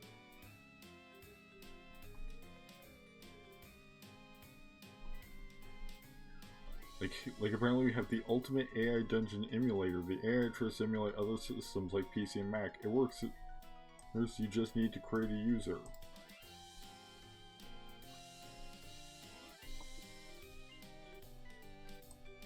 But it is tagged with not safe for work, but I imagine that's just because, like, it can head into some weird directions.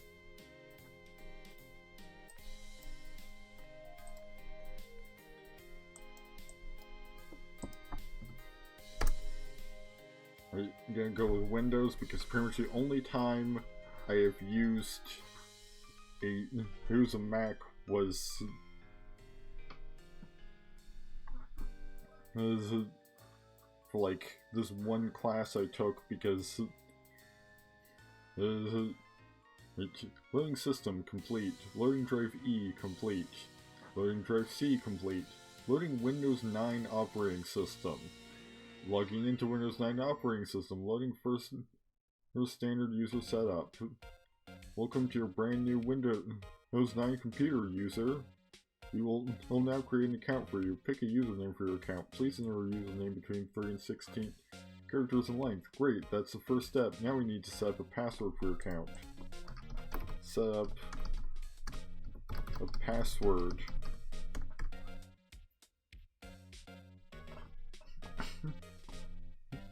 Great, now we just need to set up a password hint. Your hint will be displayed if you ever forget your password. This is optional. Please enter your password hint. Skip password hint since it's optional.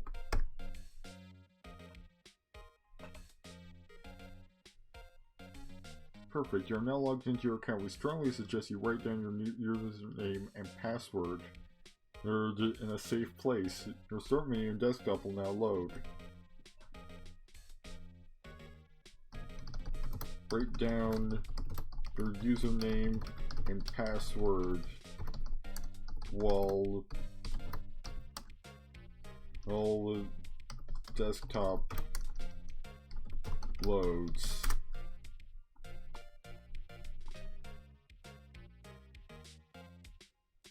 Great job, now that your desktop is loaded, you can personalize your account and install any programs you need.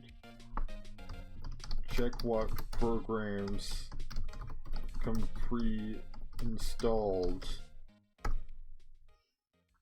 You might as well get sort of the lay of the land, see what Windows 9 comes with. Looks like all your programs are already installed and ready to use. So you can now begin using your computer. Goodbye. That was incredibly easy.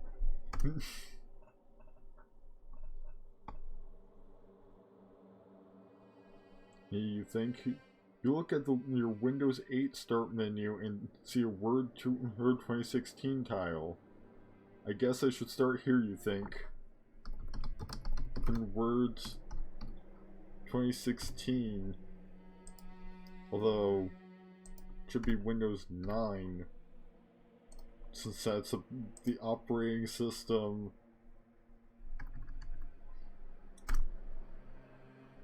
And we're on, apparently. You open the start menu again and see the Word 2016 tile has been replaced with the Microsoft Word tile. The tile change needs to reflect my most recently accessed program, you think? I mean, I guess maybe it's the, like, Office 365 version. It takes a little longer than you'd like, but eventually you figure out how to open a blank document. Right, now I just need to type out my story, you think? You start typing, word count 0. This is stupid, you think. Like the computer actually cares how many words I type.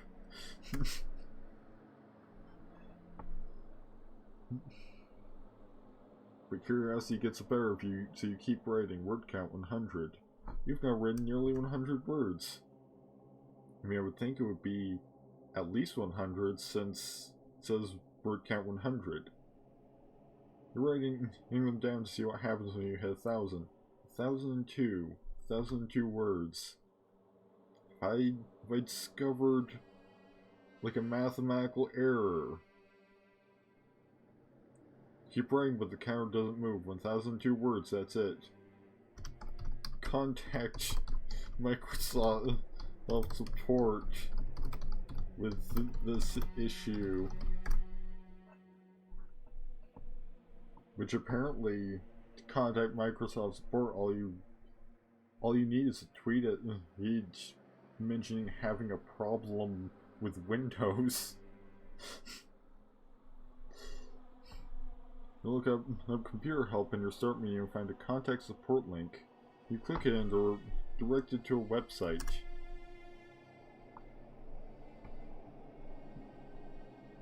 Fill out the online form and include your username, contact information, and a description of your issue. You click submit and hope for the best.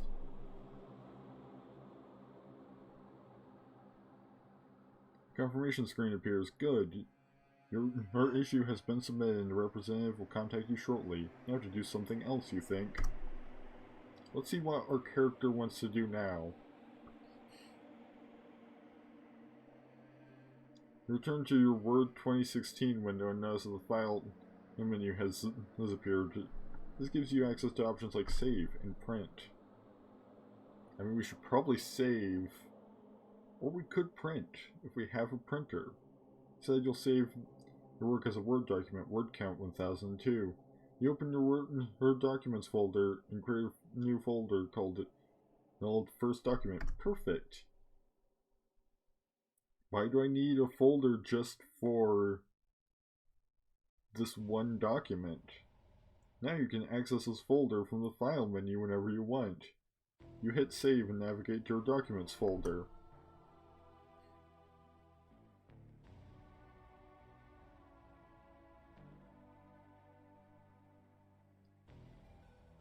Or word count 1002. The counter stops and the file and edit menus disappear. This is a bit odd, do you think? You open the file menu again to make sure you didn't do something wrong, but the counter does not change. You try it, open your new folder, but can't find it anywhere.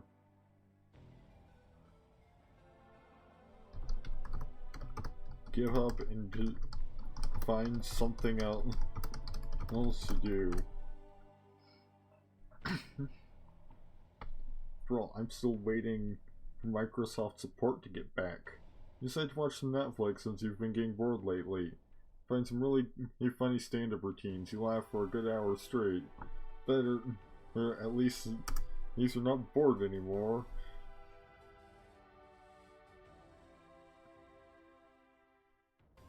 You decide to check your email. You open your mail app and see that you have no new messages. You decide to need to get some work done to make up for slacking off all afternoon. Or what does our character do for work?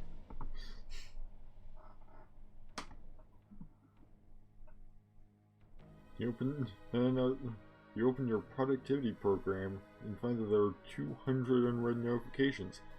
Guess I'd better take care of those, you think. Read through the notifications.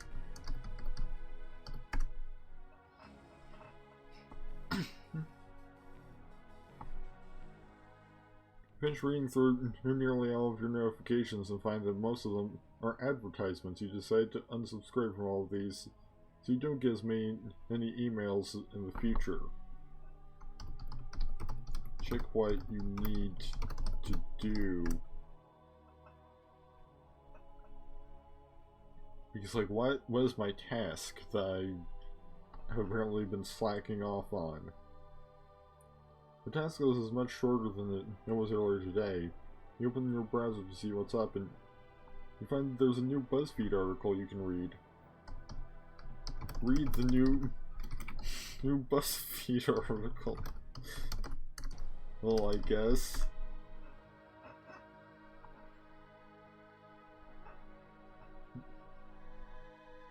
You read the article and find that it's actually a pretty interesting list of corny pickup lines. Some of them are so bad they're actually good.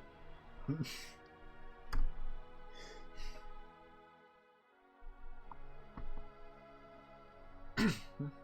learn a few new ones. You decide to try one out on your phone, and later when you're not so busy. Time to focus. Remember what it is you need to be focusing on right now.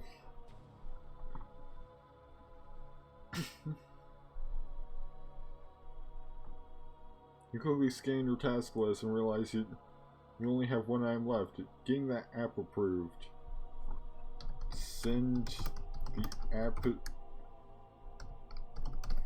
Check. Give the app one last check and send it in for approval.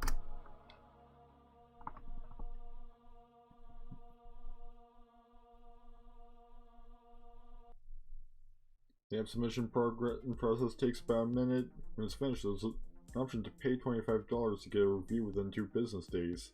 You can't believe how expensive that is.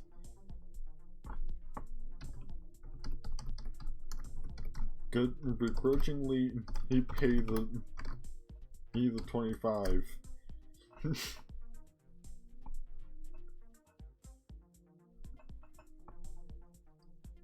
Darn, that was expensive, you think, but the app is approved and you can now officially say that you have a published app on the App Store.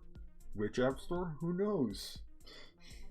Well, I guess it probably is, like, the Apple one, because, you know, if it was for Android, then it would be the Google Play Store, for instance, but it could be the Microsoft App Store for all I know.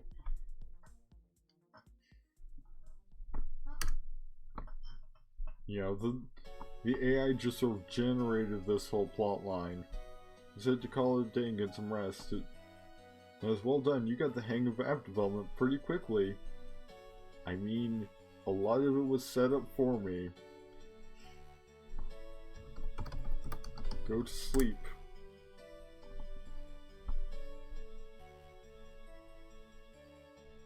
You wake up the next morning and decide it's time to get back to work.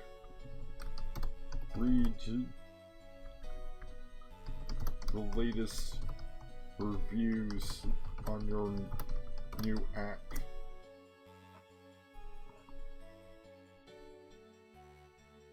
Head over to the App Store on your laptop and find it. There are a few new reviews, all 5 stars. The customers seem to love the game and have been giving great feedback about it. Hey, apparently our character's a semi-successful old game developer now. We think things are going great so far and can't wait to see how many downloads you get over the weekend, but for now, it's time to start workday. Brainstorm ideas for new updates to the game.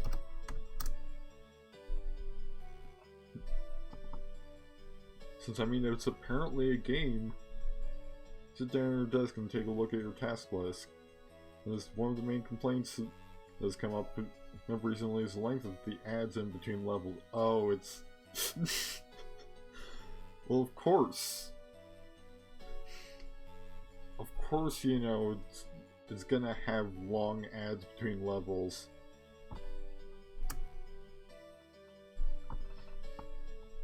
Well, you know, it's a probably free phone game. Maybe you could cut those down in order to affecting the revenue you get from them. Start working on an update that gives the player a few more lives to work with between ad breaks. I mean, that could be good. You know, you don't have to shorten the ads if you just make it to where players see them less. The response is pretty positive, so you publish the update and wait to see how the sales go over the next few days. Wait, you mean to tell me you're putting ads in the game people pay money for? Well, there's your problem. Realize that putting ads in a paid game that seems incredibly scummy, and remove them all together.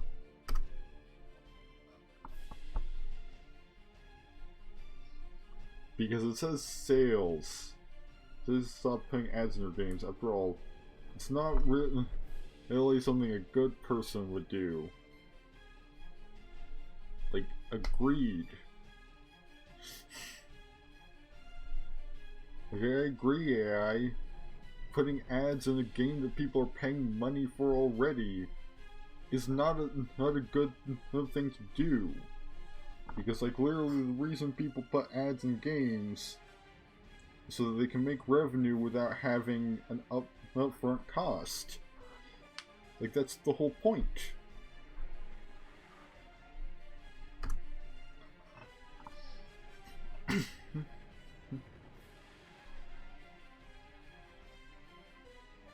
You don't need the extra money if your games are selling well enough already. Besides, no one really likes advertising in their games.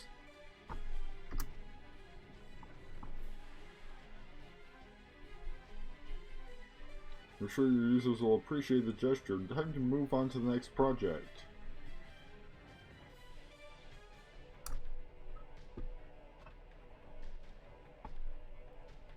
You go on through the whole chapter without making any in-app purchases. Not bad. Let's see how long you can keep it up. What?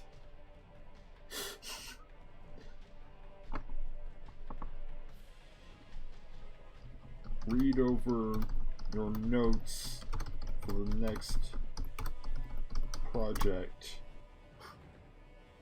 So I seem to be self-employed, so next project you're working on is the next project has you working on an image-based game that's similar to Pokemon. You're to create something similar to the old Game Boy game Project Sex. Oh, so that's where the not safe word tag comes from. Just gonna redo that. Reading over your task for the next project. Do you think it might be wise to take a break and work on some other games for a while?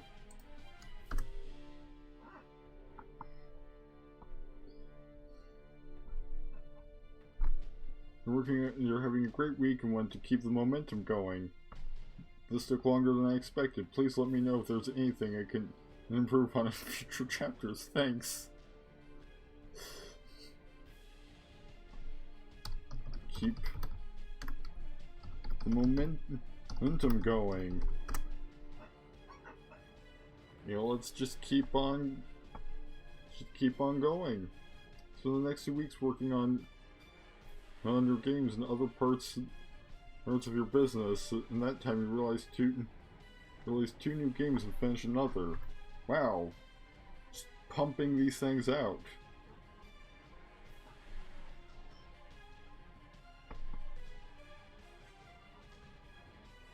Feels have been pretty good, but you haven't had a hit the level of your previous games. You hope the next game you release will put you back on top. I mean, when you're pumping them out at a rate of like, if you're pumping out more than one like a week, they probably aren't that great.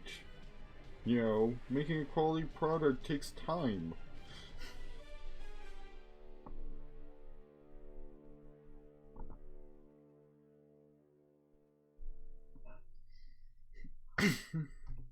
Take a break and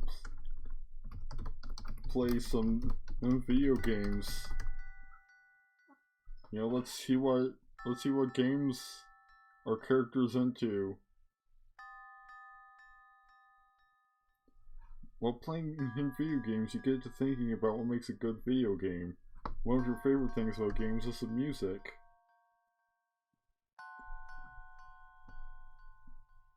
You love video game soundtracks. And I've been collecting them for years. The music sets the tone for the game and helps you get immersed in the world of the story.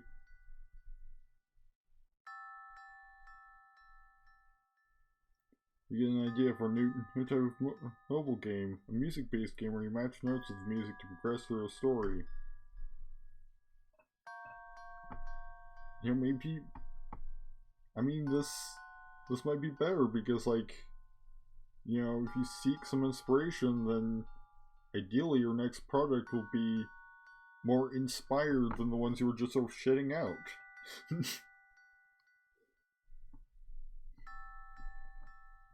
That could be really cool, you think? I wonder if I can make it. I mean, you've made at least like 4 video games before, so this probably isn't going to be much of a challenge for you, unless you're just like tackling a wildly different genre. Time to start researching. You reach for your phone, download iPhone. This looks interesting. Then you say reading the description for Rhythm Thief and the Paris Caper.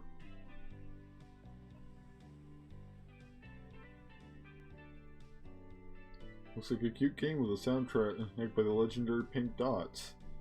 You think you'd like to try it out? How much does it cost? The demo is free, but the full game is only $2. That seems reasonable. You download the game and start it up.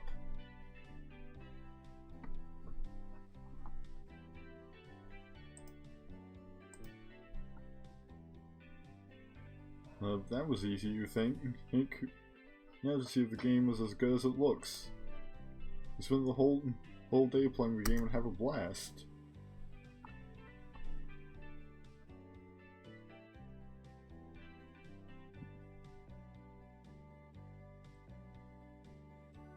The gameplay is fun and the music is amazing. You find your next project. Let's get to work.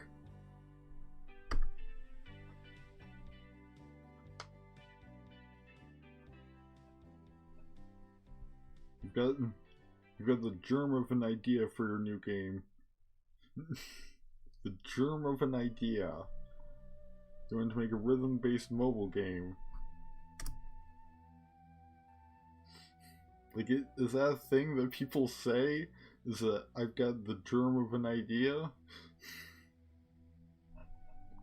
I'm not sure if you want to make it a port of an existing game or create something original like your last project.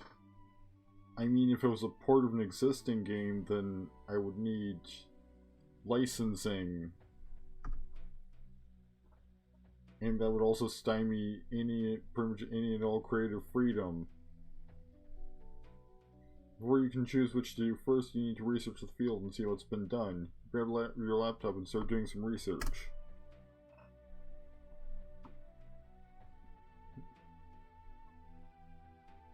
After a week of reading forums and articles, you learned a lot about the basic concepts behind making these games.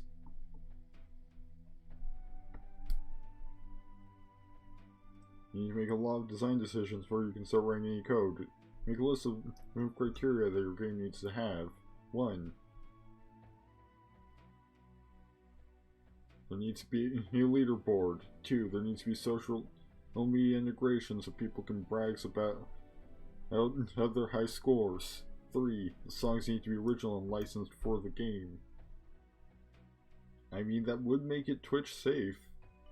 If you know. That's a lot I have to do, you say to yourself. I can't wait to get started.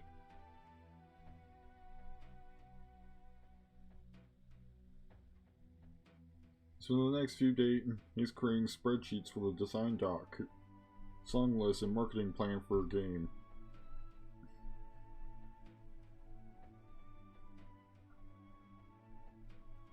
I'm really excited about your idea and can't wait to get started. Let's get started.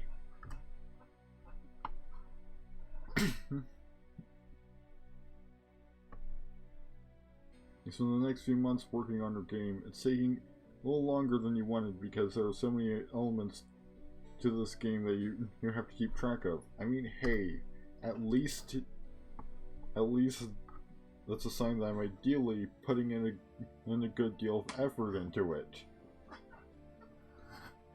You have a lot of great music for the game, but making the graphics, writing the code, and designing the levels is taking a while. That isn't even counting your day job. Oh. So I'm not fully self-employed. This is a side hustle. Well, apparently. You're a little stressed, and you're determined to make this work.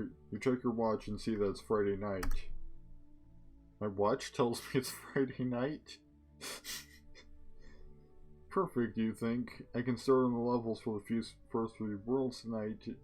Then all I'll have to do over the weekend is code them. You've created a monster. You spend all night and all morning working on levels for your game and you're finally finished. Now all you have to do is write the code for it all, implement your graphics and put it all together.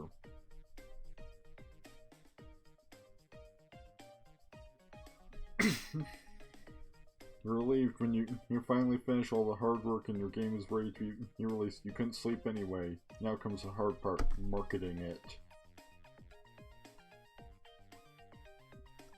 You spend days trying to get the word out about your game, but nobody seems interested. You can't figure out why people aren't taking it into it like they did at your last one. I mean, it sounds like it's probably a wildly different genre, and you know, well, it might also just be on the decline. But then again, it said like they did your last one. Maybe you just got lucky with your last one and can't really expect you to get that lucky twice. This project is missing the excitement of your first launch and is taking a toll on you.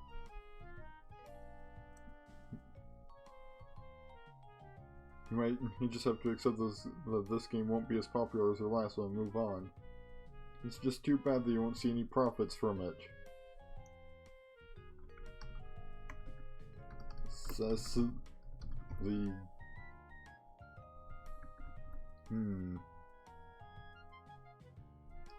a revenue system for the game. Like, how am I making money off of this thing? Is it pay up front or is there ads? Look at your revenue for the last few months and you can see that the game is making money, but it's not as much as your last one. I mean, I'm not even relying on this full time, so go to your day job. Let's find out what that's all about. You go into work and see that your boss is waiting in your office. He asks you to sit down and he looks like he's about to tell you something bad.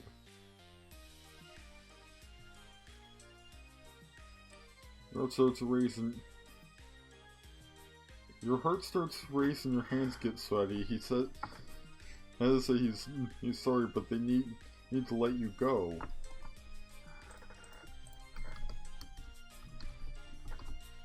Why?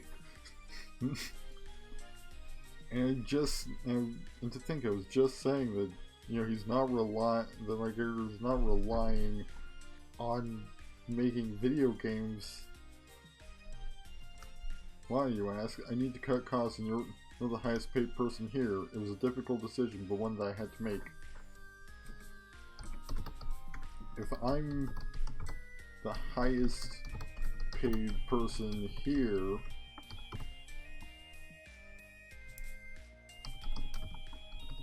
doesn't that mean I should be very valuable to the company?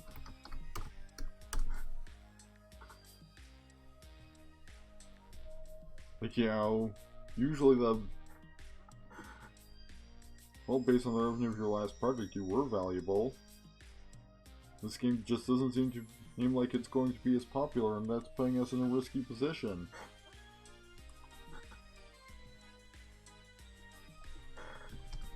What do my personal projects... What do projects I work on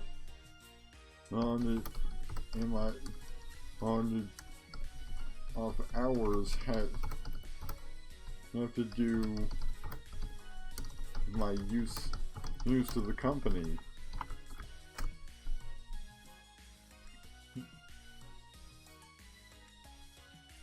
Because, like, last I knew,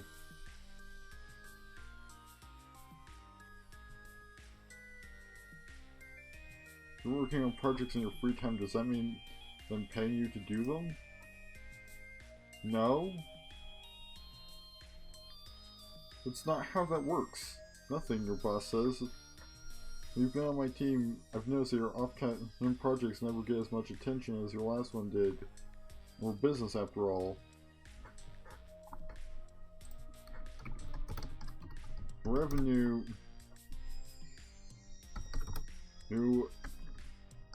of a product revenue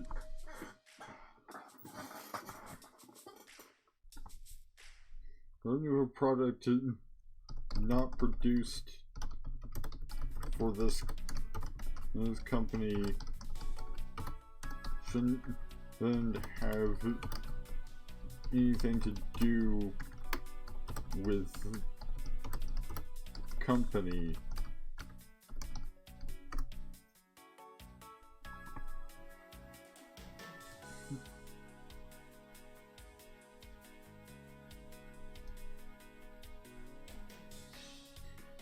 Maybe not, but that's the deal. Take it or leave it. You don't see much choice here. You either move on or file for unemployment. Like, what is the deal? Unemployment would give you more time to work on your next project, but wouldn't be much money. You have no idea what you do with your time.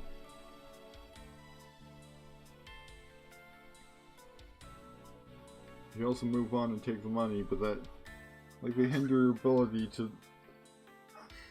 You need to work on your next project. You know what? Choose unemployment. And you know, clearly this character has more passion for video games than for this dull day job. You're given a few months of unemployment, but you don't get to keep the house, and you have to move. The months pass, and you still haven't found a job. You know what? Channel your passion in for video games into activity other than game development.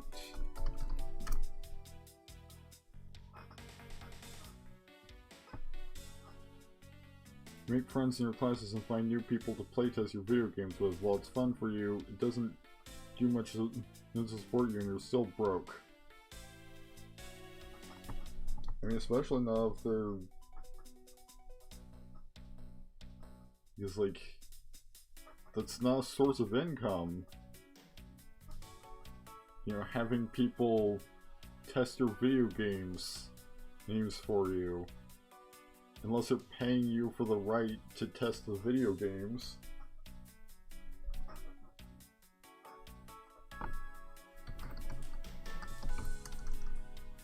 Browse online for other ways to make money.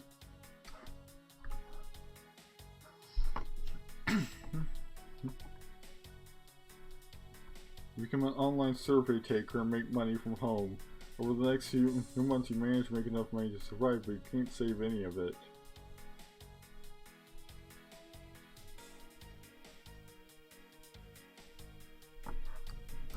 See what people are saying online about, you know, or games.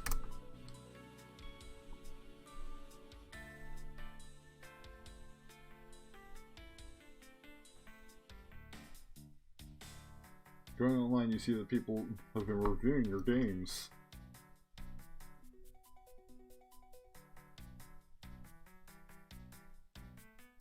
Some say they're great, but most people say they're just okay and don't understand their popularity.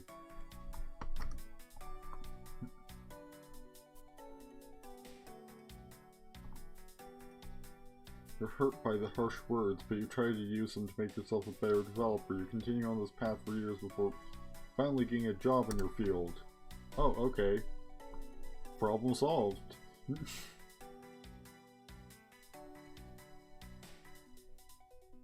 not as good a job of a job as you'd like, but allows you to finally move out on your own. Wait, who was you living with before? Not sure what to make of your life at this point. Is it worth sacrificing so much to follow a passion for a field you're not exactly sure who you want to pursue long term?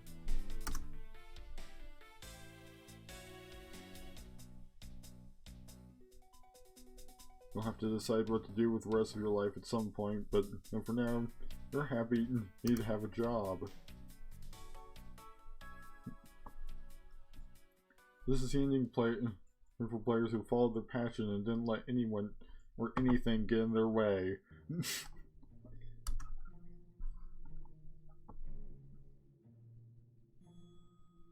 However, if you would like to see another possible ending, you can try again using this save file.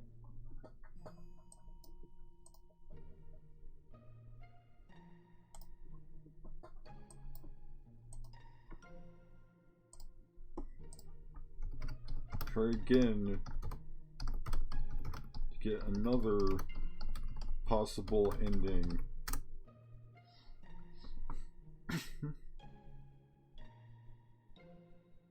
You're hired as a game developer. Over the next few months you make enough money to survive and even save a little.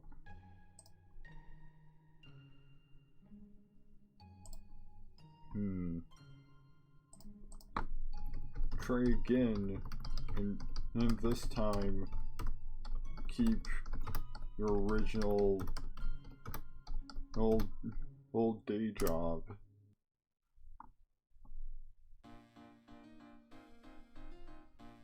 With all your hard work on your game, like it's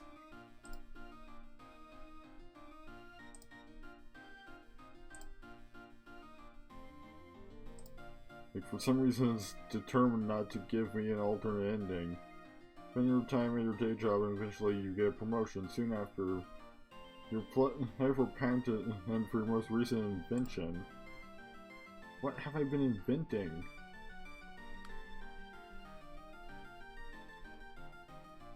And you keep working in your day job and keep developing in games on the side.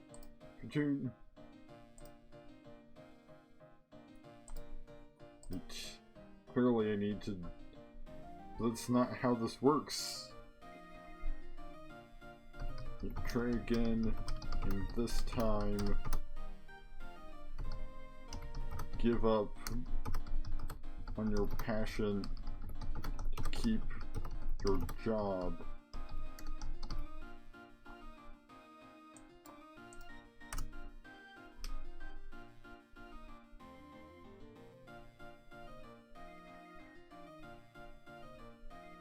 You're unable to make video games for a living and instead find a job at a company you don't really care for. You know, let's see what... You know, maybe we'll get more than one branching choice.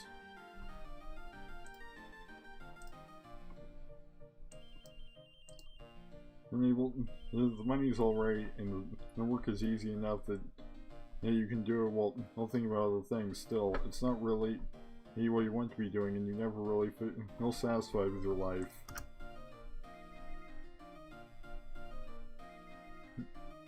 Continuing on like this for a few years until you realize you're not really happy and feel like you don't have any control over your life.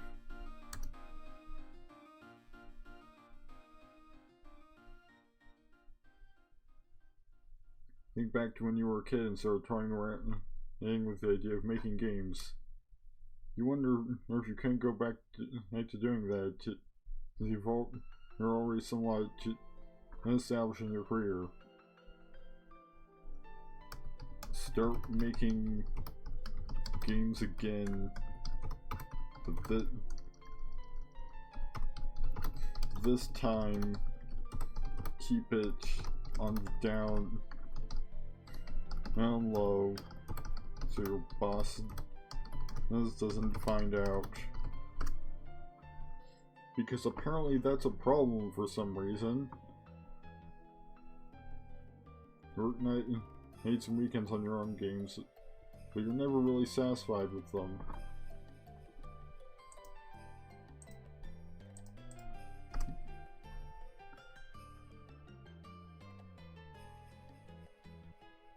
You're like that special something that your first game had. You eventually give up on game development altogether as it just isn't working out for you. Explore other creative outlets to indulge in your spare time.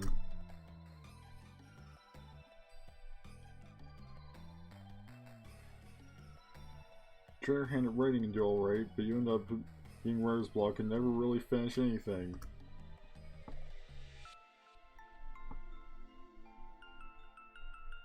Which, early on we tried writing, take up signing, but you're not very good at that either. Oh, singing. Why did I think it was signing?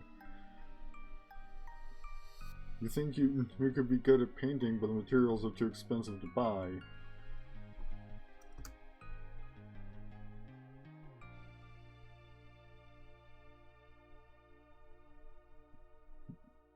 You consider doing online classes to learn how to paint, but you never get around to it. Eventually, you stop trying new things and just go back to your job. Consider other ways, other outlets for your passion for video games.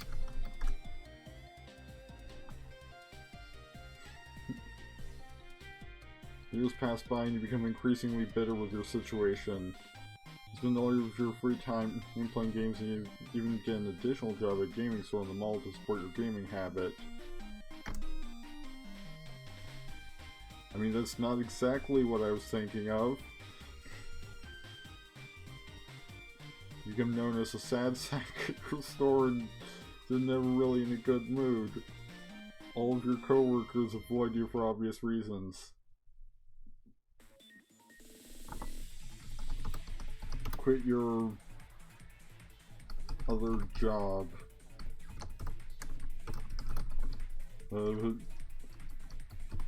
It clearly isn't making you happy.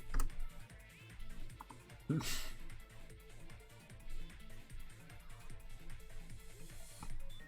become more withdrawn and unpleasant to be around. People at your source are to secretly watch you to make sure you don't hurt yourself or anyone else, but they never really say anything directly to you out of fear. Again, quit your other job and work at game store full time.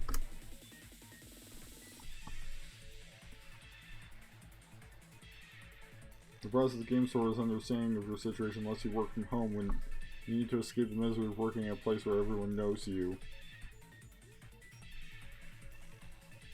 How am I working at from home? I guess it depends on what my role is at this game store.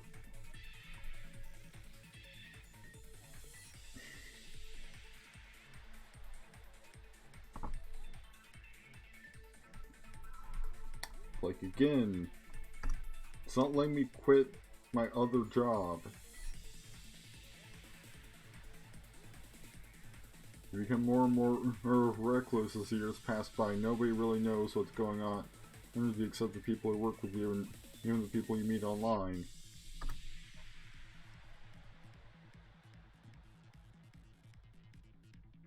You get a little money even from your parents every month, but you mostly survive off of sauce and instant noodles. Clearly I got the good ending already. One winter day you decide... Oh. Hey dude? Hey dude, if you had just listened to me...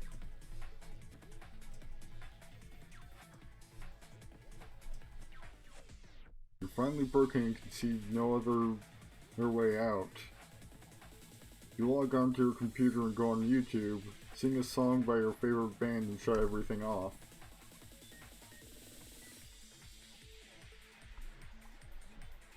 The AI doesn't know what to say. Alter, undo, or try again. I mean... Let's just sort of count the first ending we got as a true ending. Because, like... The alternative is a depression ending, and that's not good.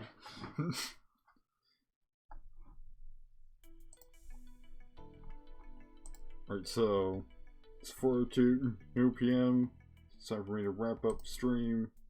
Thank you all for watching. Next stream will be tomorrow around the same time with Crusader Kings 3. Let me see if there's anybody else live with AI Dungeon. Nope.